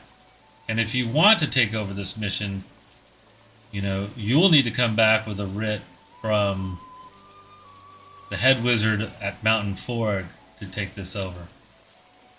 I might just have that. You're not high enough rank to outright demand what I have been working for years in a single day. That is not your status, and that is not your place." It may not be, but maybe my opinion of what's going on may sway the order to give me the reins of this mission, because it appears that you've worked so hard and gotten so little out of the effort that you've put forward. I don't think that your half-hour review of my notes is an accurate dissertation of how much I have accomplished. Well, then explain to me where you are planning on now that you know a little bit more information. Explain to me and my compatriots where you are going to take this and make the things right in this town, and where we will fit in to help you to finish this mission the right way. Finally, you're talking sense. Finally. So do you put your team at my disposal and we can work together? I believe we can work together, but they are not at your pleasure to do with what you want. You can go through me. I will. And Darius. Well, this is excellent news. And nobody really knows what just happened here. My first order of the day is I believe you need to disband the Red Brands. Here. Well, in all honesty, I think you've killed them all except for the last two that are sitting at the bar. Well, I believe... From what I heard, that you murdered everybody at the tap house, and then everybody there. Now, let me explain what the hobgoblins were here for. And he lays out a map of the area, and pulls it out and folds it out in his book. This Now, is not sitting right with me. I know, this totally sucks, doesn't it? He lays out this map. He says, now, Sildar just told me that Gunridge was taken to Cragmark Heat. Now, those hobgoblins, or they weren't hobgoblins, the bugbears, yeah, that were there, they were actually emissaries, and you also killed my attendant, which was Kifal the Goblin. I saw he was there asking where I was running to, and I told him to come, and he said that he had to get his things, and then all of a sudden, he's not with you. I'm assuming you slayed everybody in the mansion. And he just... Well, we didn't slay everybody because we didn't find your necromancer you had in the back. Somebody shut the orc up, please. He's giving me a headache. Necromancer. God, I believe that we have not killed everybody under the mansion. So I'm leaving the room. I'm gonna go look for the vampires you had stored in the back, even further deeper. I'm not sure what other kind of foul beasts that you had that you said are your, that you were consorting with. All right, so you leave. Yeah. I do. All right. You go out there, and these red brands are sitting there drinking at the bar, and they look over at you, and they're drinking. Let me just roll. Something really quick. I look at Alan's character, Alfred. Alfred. Alfred. He needs to atone publicly for his sins. actually, we're working on that right now. So let's get to the end of why we're actually here first. The town, unfortunately, is secondary at this point. Spoken like a true wizard. And I know you feel that you have allegiance Alfred, and an oath. Alan, you're going to notice my character starting to get a little more angry looking. Okay. But that is the truth of it. They are here to accomplish something that is beyond both you and the town. Nothing good comes from this type of abuse. The abuse so far, we actually do not have evidence that the abuse came from the Lenaro. Red Brands, yes. I'm assuming that you went over there and talked to him for a few minutes. Yeah, I do. And, especially since he's outwardly showing anger. I need to calm him down. So I'm going to go up to Ymir and tell him, look, we actually don't have proof that he actually gave an order. And he's actually trying to explain what's going on. And I don't want anything to stop, his story from coming out. Otherwise, we will not know what the mission is, other than what we've already heard, and it's incomplete. Part of our,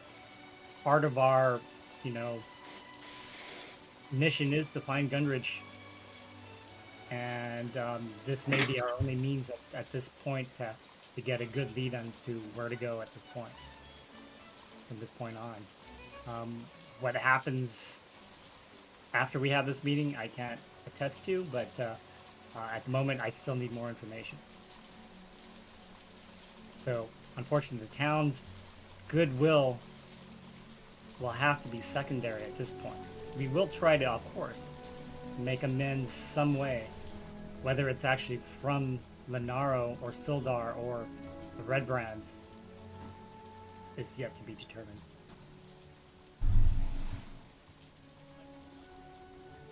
So I will. Oh, sorry. I Go will ahead. go back to Lenaro and I will tell him. Well, hold on a second. So while you're having that side conversation, so Jet, you're sitting over there. Sildar comes over this side, and Inaro has this map out that he pulls out of his books, which is a map of the local area. And he's like, I'm assuming, who are you listening to most? Are you listening to Sildar and Inaro, or are you listening to Valfred? I'm listening to Valfred. Okay. I mean, if Sildar comes over to talk to me, No, they're talking together, and they're pointing at a they're map talking and doing, together. and he's pointing at a map, and they're having a conversation. I was just curious if make a passive perception roll and see if something piques my interest enough to tune into them. Other than that, you make the. Oh, right. okay. Well, then as- I'll start tuning into their conversation as opposed to. I just was making sure this wasn't going to turn into a bloodbath. As Alfred said those last words, I turned to Crumb, and I just tell Crumb, I'm like, Crumb, none of this is sitting well with me. This amount of bad, no matter what mission, the cost is just too high to shake down these poor folk and terrorize their town. And Grom just sits there and drinks, takes a big drink back of his mead, and he just says, I know, but the path of St. Augustine sometimes leads to rashness, and the path of St. Helos teaches us to listen first. And of course act when danger is near, but How how hasn't his prior actions not warranted you to act? Well, also his prior actions, you know, he's not wrong. We did kill a bunch of red brands. Did they deserve it? I think in St. Helos's eyes, they probably did. But now I'm trying to see the situation from all people's perspectives. And one, when a wizard is talking, I've learned to keep my mouth shut until the conversation is over, and then we all can make a decision. There's still much more to be said, he says, and I'm still listening. I don't know. That's my best for him. Who knows? Maybe the true Crom would just like, let's kick his ass, and then who knows, right? I'm not sure. I'm just trying to play him a little bit more zen. So you catch. Go ahead and make your perception roll there, Jet. Okay, just standard perception. Yeah. I'm just seeing if how high you roll if you catch anything important that you listen to. Oh, no. You're not paying I didn't attention to catch them at all. anything. Yeah. Okay, go ahead, Valfred. And Darius, you just sitting back there fueling? Yeah, I'm coming at this point. Okay. I will address Sildar. Sildar, you know this town probably better than Lenaro does. You know the destruction of the townfolk. Does not sit well with us as a party who have come into this town, and it's a good town. You know, there are good people here.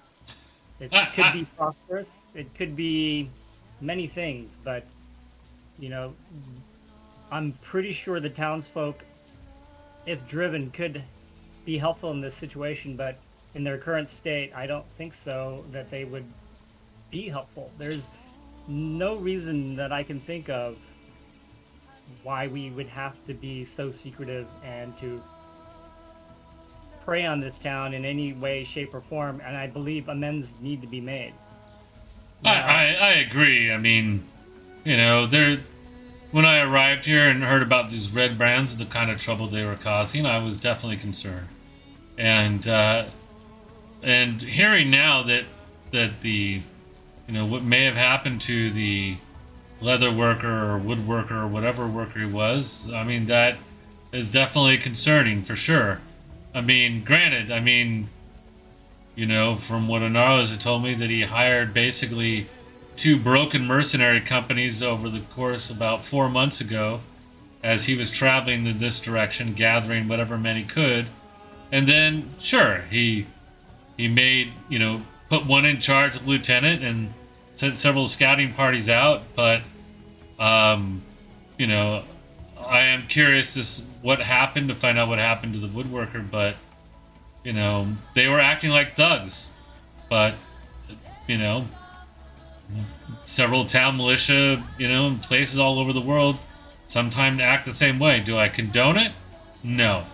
What I'm here going to set it straight, I'm going to do what I can, though my authority is limited, for I'm a man of service who's retired.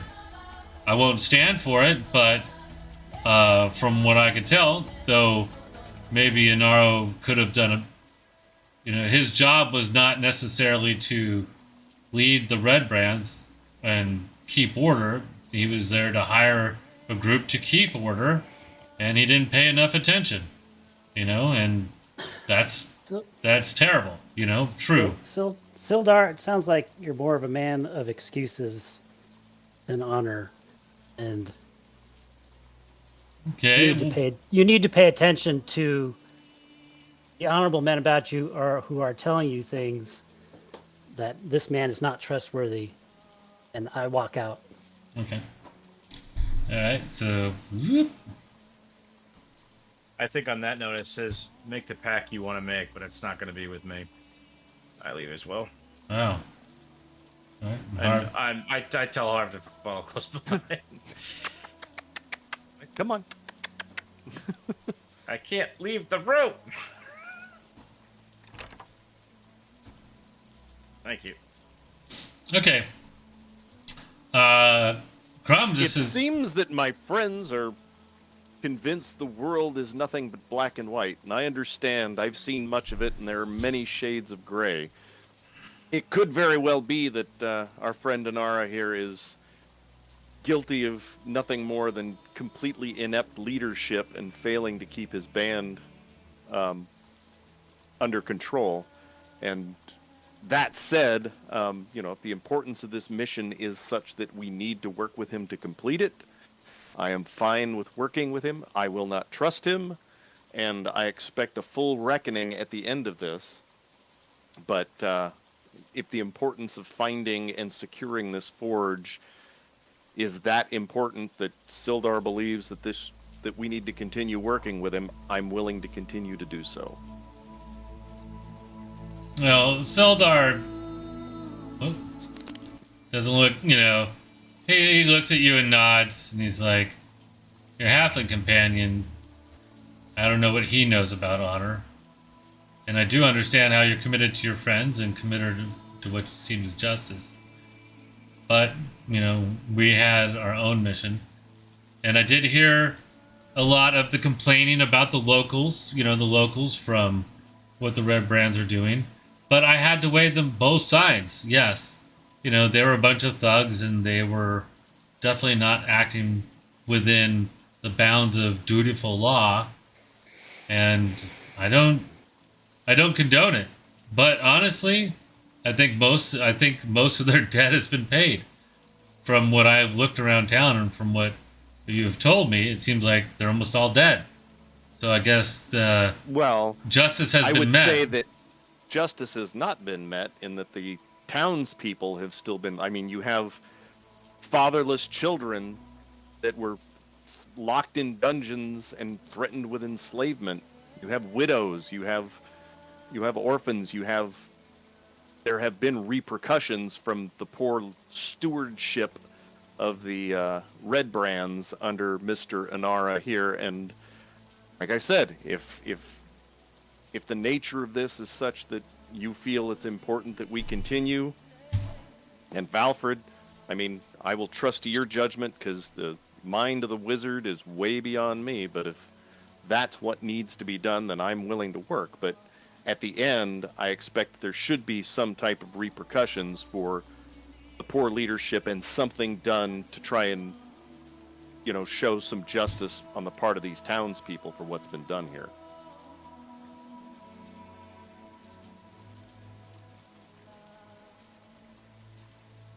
Well, here's the bones right now.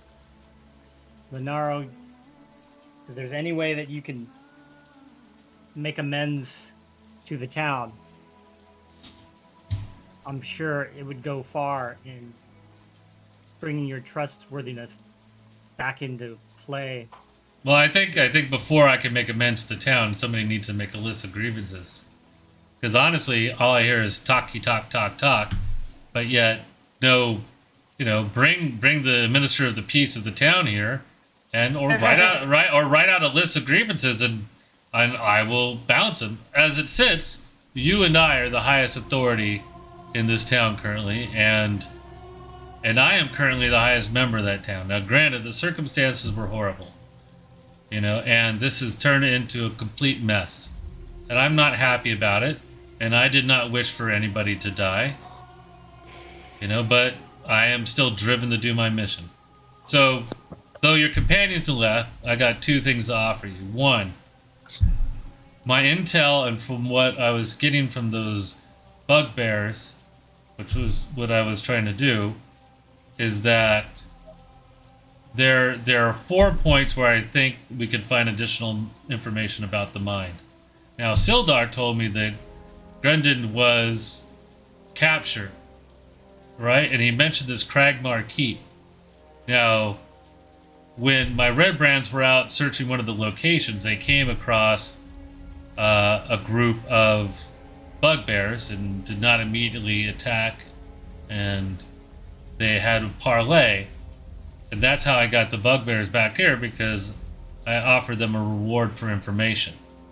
Now, my men, they told me before they were all killed that, and he points to on his map, I think that this is where they could be possibly holding Gunridge, and we need to rescue him as fast as possible. Now, if you're unhappy with what's going on, I will stay here, and once a list of grievances are made, I'll look at my current funds that I have still secured from the Golden Strand, though many of my coins have been depleted by playing for the Red Bands, which are now dead.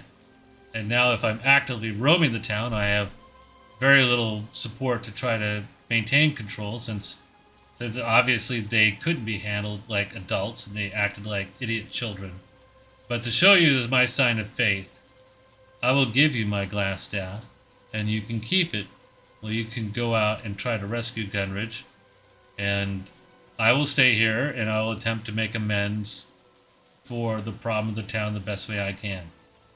Now, if you still don't trust me, I would ask that possibly you or Sildor or one of your men who won't insult me or won't threaten me on the way back, I'll retrieve my robes, and I'll wear the mantle of the Golden Strand, since your companions so blatantly already completely destroyed my ruse to stay hidden from any other prying eyes that Golden Strand members were here in the town. And now, if there are any spies here, they now know that there are 2 members in the town and that there is a particular item of interest.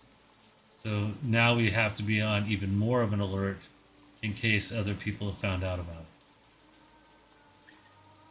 Well, that is all good and well. He hands you his staff. It's an excellent staff. It's been my companion for a few years. It's purely defensive.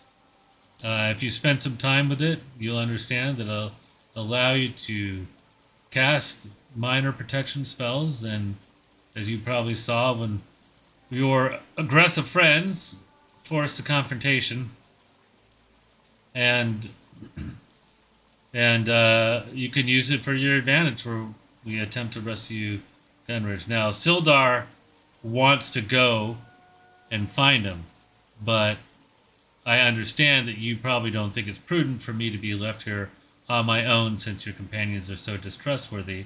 If you prefer to leave Sildar here to make sure that I don't run off like a thief in the night and abandon my mission, then we can ask him to stay. And Sildar looks kind of upset because, now that he kind of has an idea where Gunridge is, you could tell that he wants to go. Or perhaps one of your companions Monsieur Jet over here would rather stay and watch over me in case I do anything dastardly, seeing how he seems to be the most level-headed or incompetent person in your party. Or perhaps the Tiefling. I'm sure that we could have many interesting conversations over the duality of being a beast possibly spawned of the other, but yet so devout in the source. And then he starts getting lost, and you can see that his mind is calculating conversations. And go ahead and make an insight check really quick.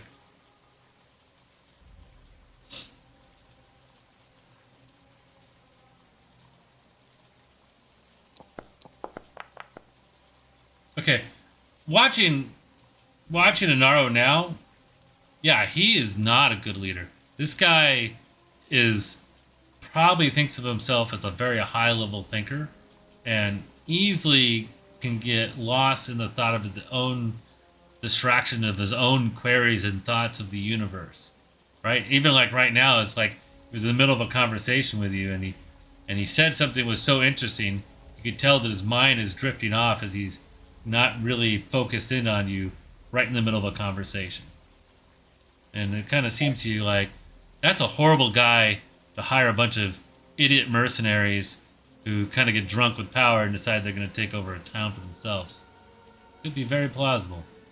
And yeah, you get your insight is that this guy is a crappy leader. He may be a fantastic researcher, but he has a horrible personality, and he really doesn't care for anybody that you tell unless it's his direct friend. I mean, he would probably, okay, a couple of people died in town. Well, that's better than a dark wizard showing up here and then leveling the town to ash if the secret gets out. So that's kind of like so you understand the pattern of his mental thinking. Right. So I'm basically going to stand up from my chair. Okay. I'm going to grab the glass staff. I'm going to slide it over to my side. And I will tell Lenaro, well, it is a good thing that you wish to don your robes again and take on the mantle of the Golden Strand, as that's the proper way to do business, especially here in the town. And I will pull his robes that I took from... Oh, okay. Yeah, go ahead. I will pull the robes that I had taken from his chest, and I will pile them onto the table and say, I hope these are your robes.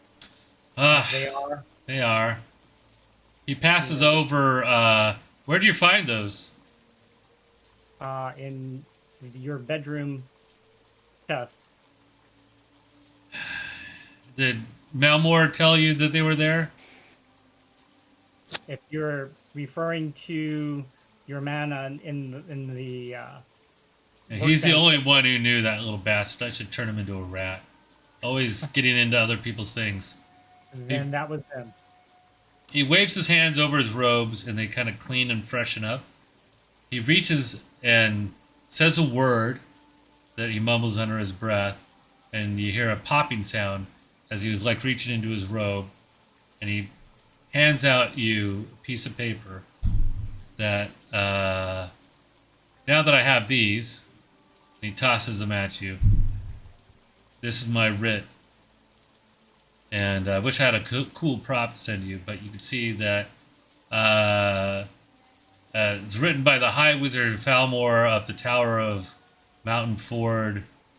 Hereby proclaim that by all means necessary, Inaro, Wizard of the Golden Strand, of the Silver Order of the 4th rank, under all means within his power to find, the secret of the Wave Echo mines and the ancient dwarven floors that lies within, and to keep this information from all those who would use it ill.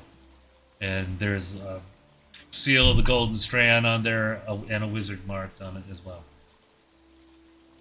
All right. It's pretty hard to refute that, and you know that, even though you haven't spent a lot of time in, you've spent a lot of time at the academy the last couple of years, but you took a class in I don't know, was it documentation and regulations of the Golden Strand? It's like a required course even back in the Wizard's Tower, at least once a semester for 10 years. And you can actually, if you want, if you think it may be a forgery, you could, make a perception roll or.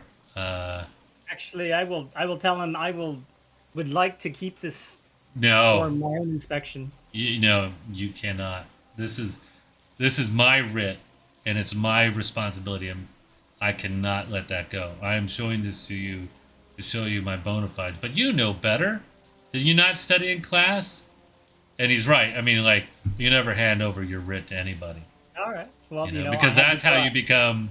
That's how somebody then can assume your identity, right? So, Well, I will explain to Jet the intricacies of what a good writ looks like, and I tell him this looks like a good writ.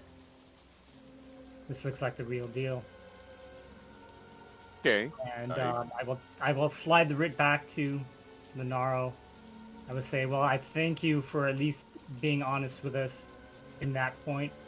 Do know that a list of grievances will be coming short with, because I do have a responsibility coming into this from a different angle.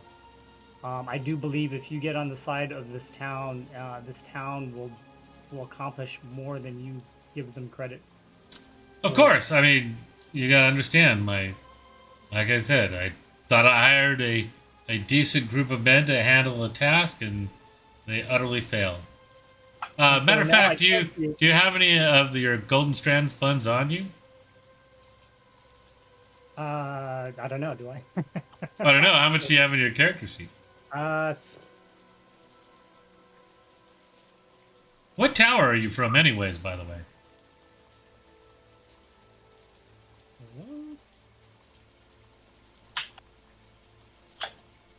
Wasn't I from Mountain Forge? No, you're actually you're literally your current posting is actually Vadarum's Academy for Adventure. Oh, well, okay, so that's how it is. All right, I totally left the other guys hanging for a while. So sorry. Somebody's got a hiss on their end too, by the way. Hear a hiss on the audio? Anybody, Bueller? No, I thought it was rain. I don't hear anything. I just hear rain. It was Okay. the snake, the glass staff. I think Yeah. I think it was Hacksaw Jack there for a minute. Okay, so Overage gone. You go out there, and yeah, these red brands are just drinking. Before the other guys get out there, they kind of look you over, and one guy just kind of like gives you a dirty look, and the other guy's like, "Hey, look, my friend's a little upset because, well, I think we believe that a couple of our friends got killed by you guys. But look, you know, some of these guys were total idiots and drunkards, and they acted like fools. Let me buy you a drink." And he says that to you, Obergond. Yeah, we're sorry for having to kill some of your compatriots. They did attack us, so we'd never kill them in cold blood. And by the way, I probably owe you a drink working for that glass staff right there. He seems like he's a real piece of work. Okay, well, sure. You buy him a drink? Yeah. I All do. right. So, yeah, so, you know, he just asked for the standard ale. He doesn't try to overcharge you or anything fancy. The other guy right next to him, this guy over here, he's looked like he's totally hammered. It's like, he's like, yeah, I mean, it was a good gig. We were getting paid well. Matter of fact, we were getting you paid. Shakedown townsfolk. This is before you got there, by the way. Oh. You know, you'll get there in a second. And and he says, you know, I mean, I have to say, I mean, I only did 1 or 2 rotations through the town. Mostly I was at, you know, the, under the mansion, you know, and most of the time it was, pretty quiet. And, I don't know. Then you're right. Some of the other guys are coming back and they were bragging about how they run the town and all this stuff. And well, Glassstaff, I guess he's a Golden Strand wizard now, from what all you guys say. That was kind of surprising. I mean, we assumed that he was something. He just basically told us that he was some kind of, you know, researcher and some wizard, and you know, I don't know if he was Golden Strand or not, but he was paying good.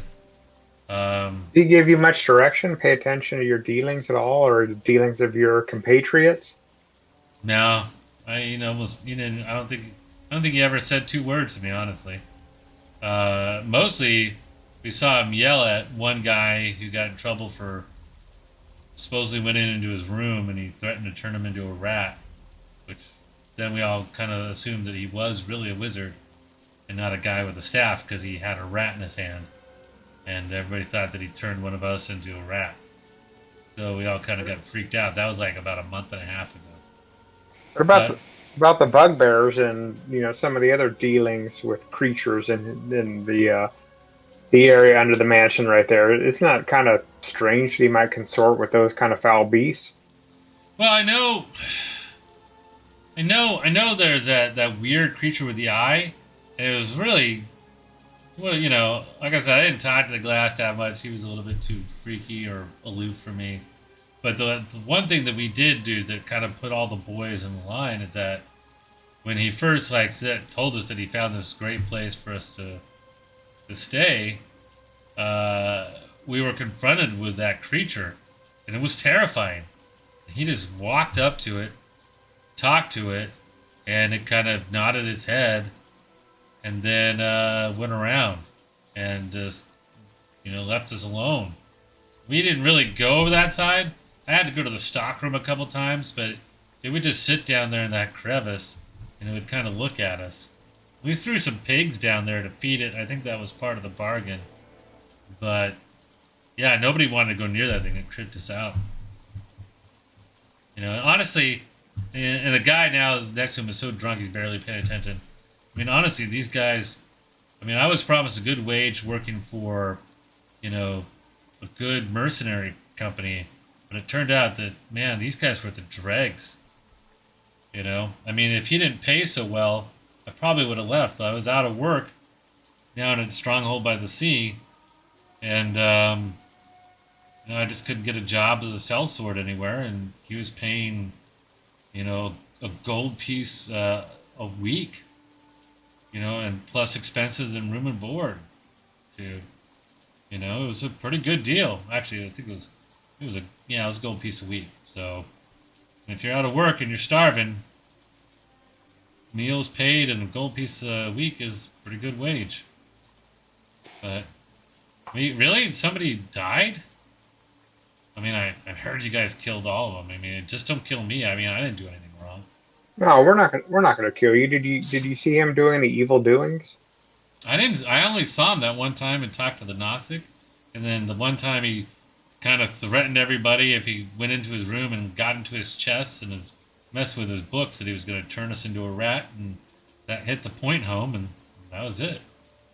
I was kind of disappointed I didn't get to come in town very often, but because a lot of the boys would come back telling stories how they just basically hung out at the tap house all day and had a good time and drunk, and that town was really quiet and really boring, and honestly, kind of boring. But I did go out on two of the search parties that he did.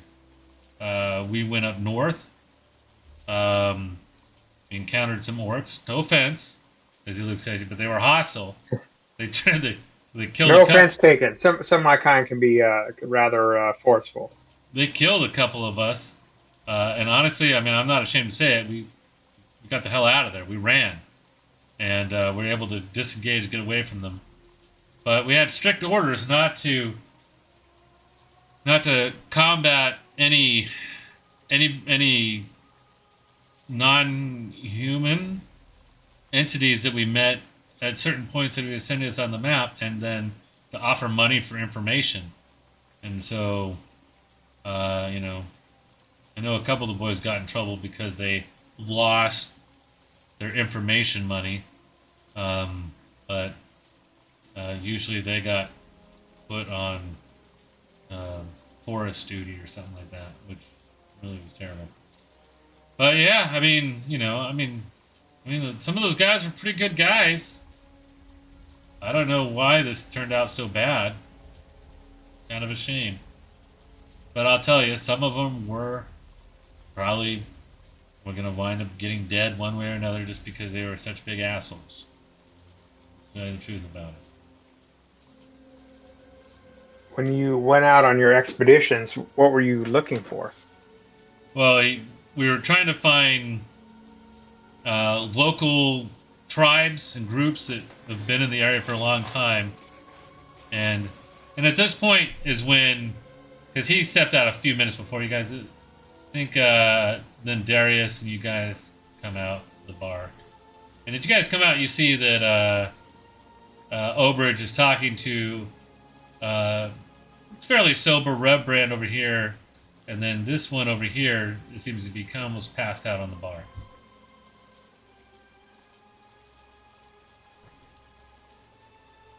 Okay, and so they're having that conversation. You guys walk in right at that point. And it's about 10 o'clock. It's about 10 o'clock. Okay. All right. So, well, any last second questions before we shut down the stream and go to bed? Alan, do you have anything you want to twist up or finish on your other conversation? Or are you good to go? Yeah, I just want to tell Lenaro that I charge him to turn the opinion around Golden Strand with this town, because it's important that our notoriety is upheld, and that I leave Sildar in charge of dispensing Golden Strand's cash to help this town, and to keep an eye on Lenaro and his dealings, and to further his research if at all possible. He go forth and actually try to find Gundridge. Do you have any money? I was trying to find it. I No, if it's marked, is it marked on my? All right. Well, once again, he's like, well, remember, A, I outrank you. B, you could attempt to charge me blue in the face, but honestly, I'm in charge here. But I definitely see that there was a lot of mistakes made, and I will try to do my best to rectify them.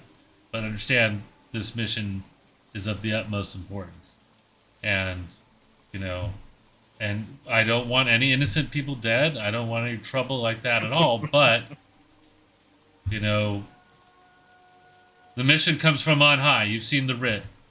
If I fail, my reputation ends. And yours as well now, because you are now tied. And because of the lack of subtlety of your friends, and now everybody does know that we were Golden Strand, and now they know we're involved, and now we have to fully act accordingly, and this mission was supposed to be secret, but that now has been completely blown by you and your associates. So remember that you need to take responsibility for that, and the weight of those consequences will be on you. Take responsibility by actually furthering this mission to a success, but we need our reputation to be upheld so that people will respect us and not just fear us. Yeah. Okay, cool. So we'll leave it at that, and kind of a intense role-playing night, and I hope everybody there on the stream enjoyed us, and hopefully it wasn't too unsettling, and we'll see you guys all next week, and we'll talk to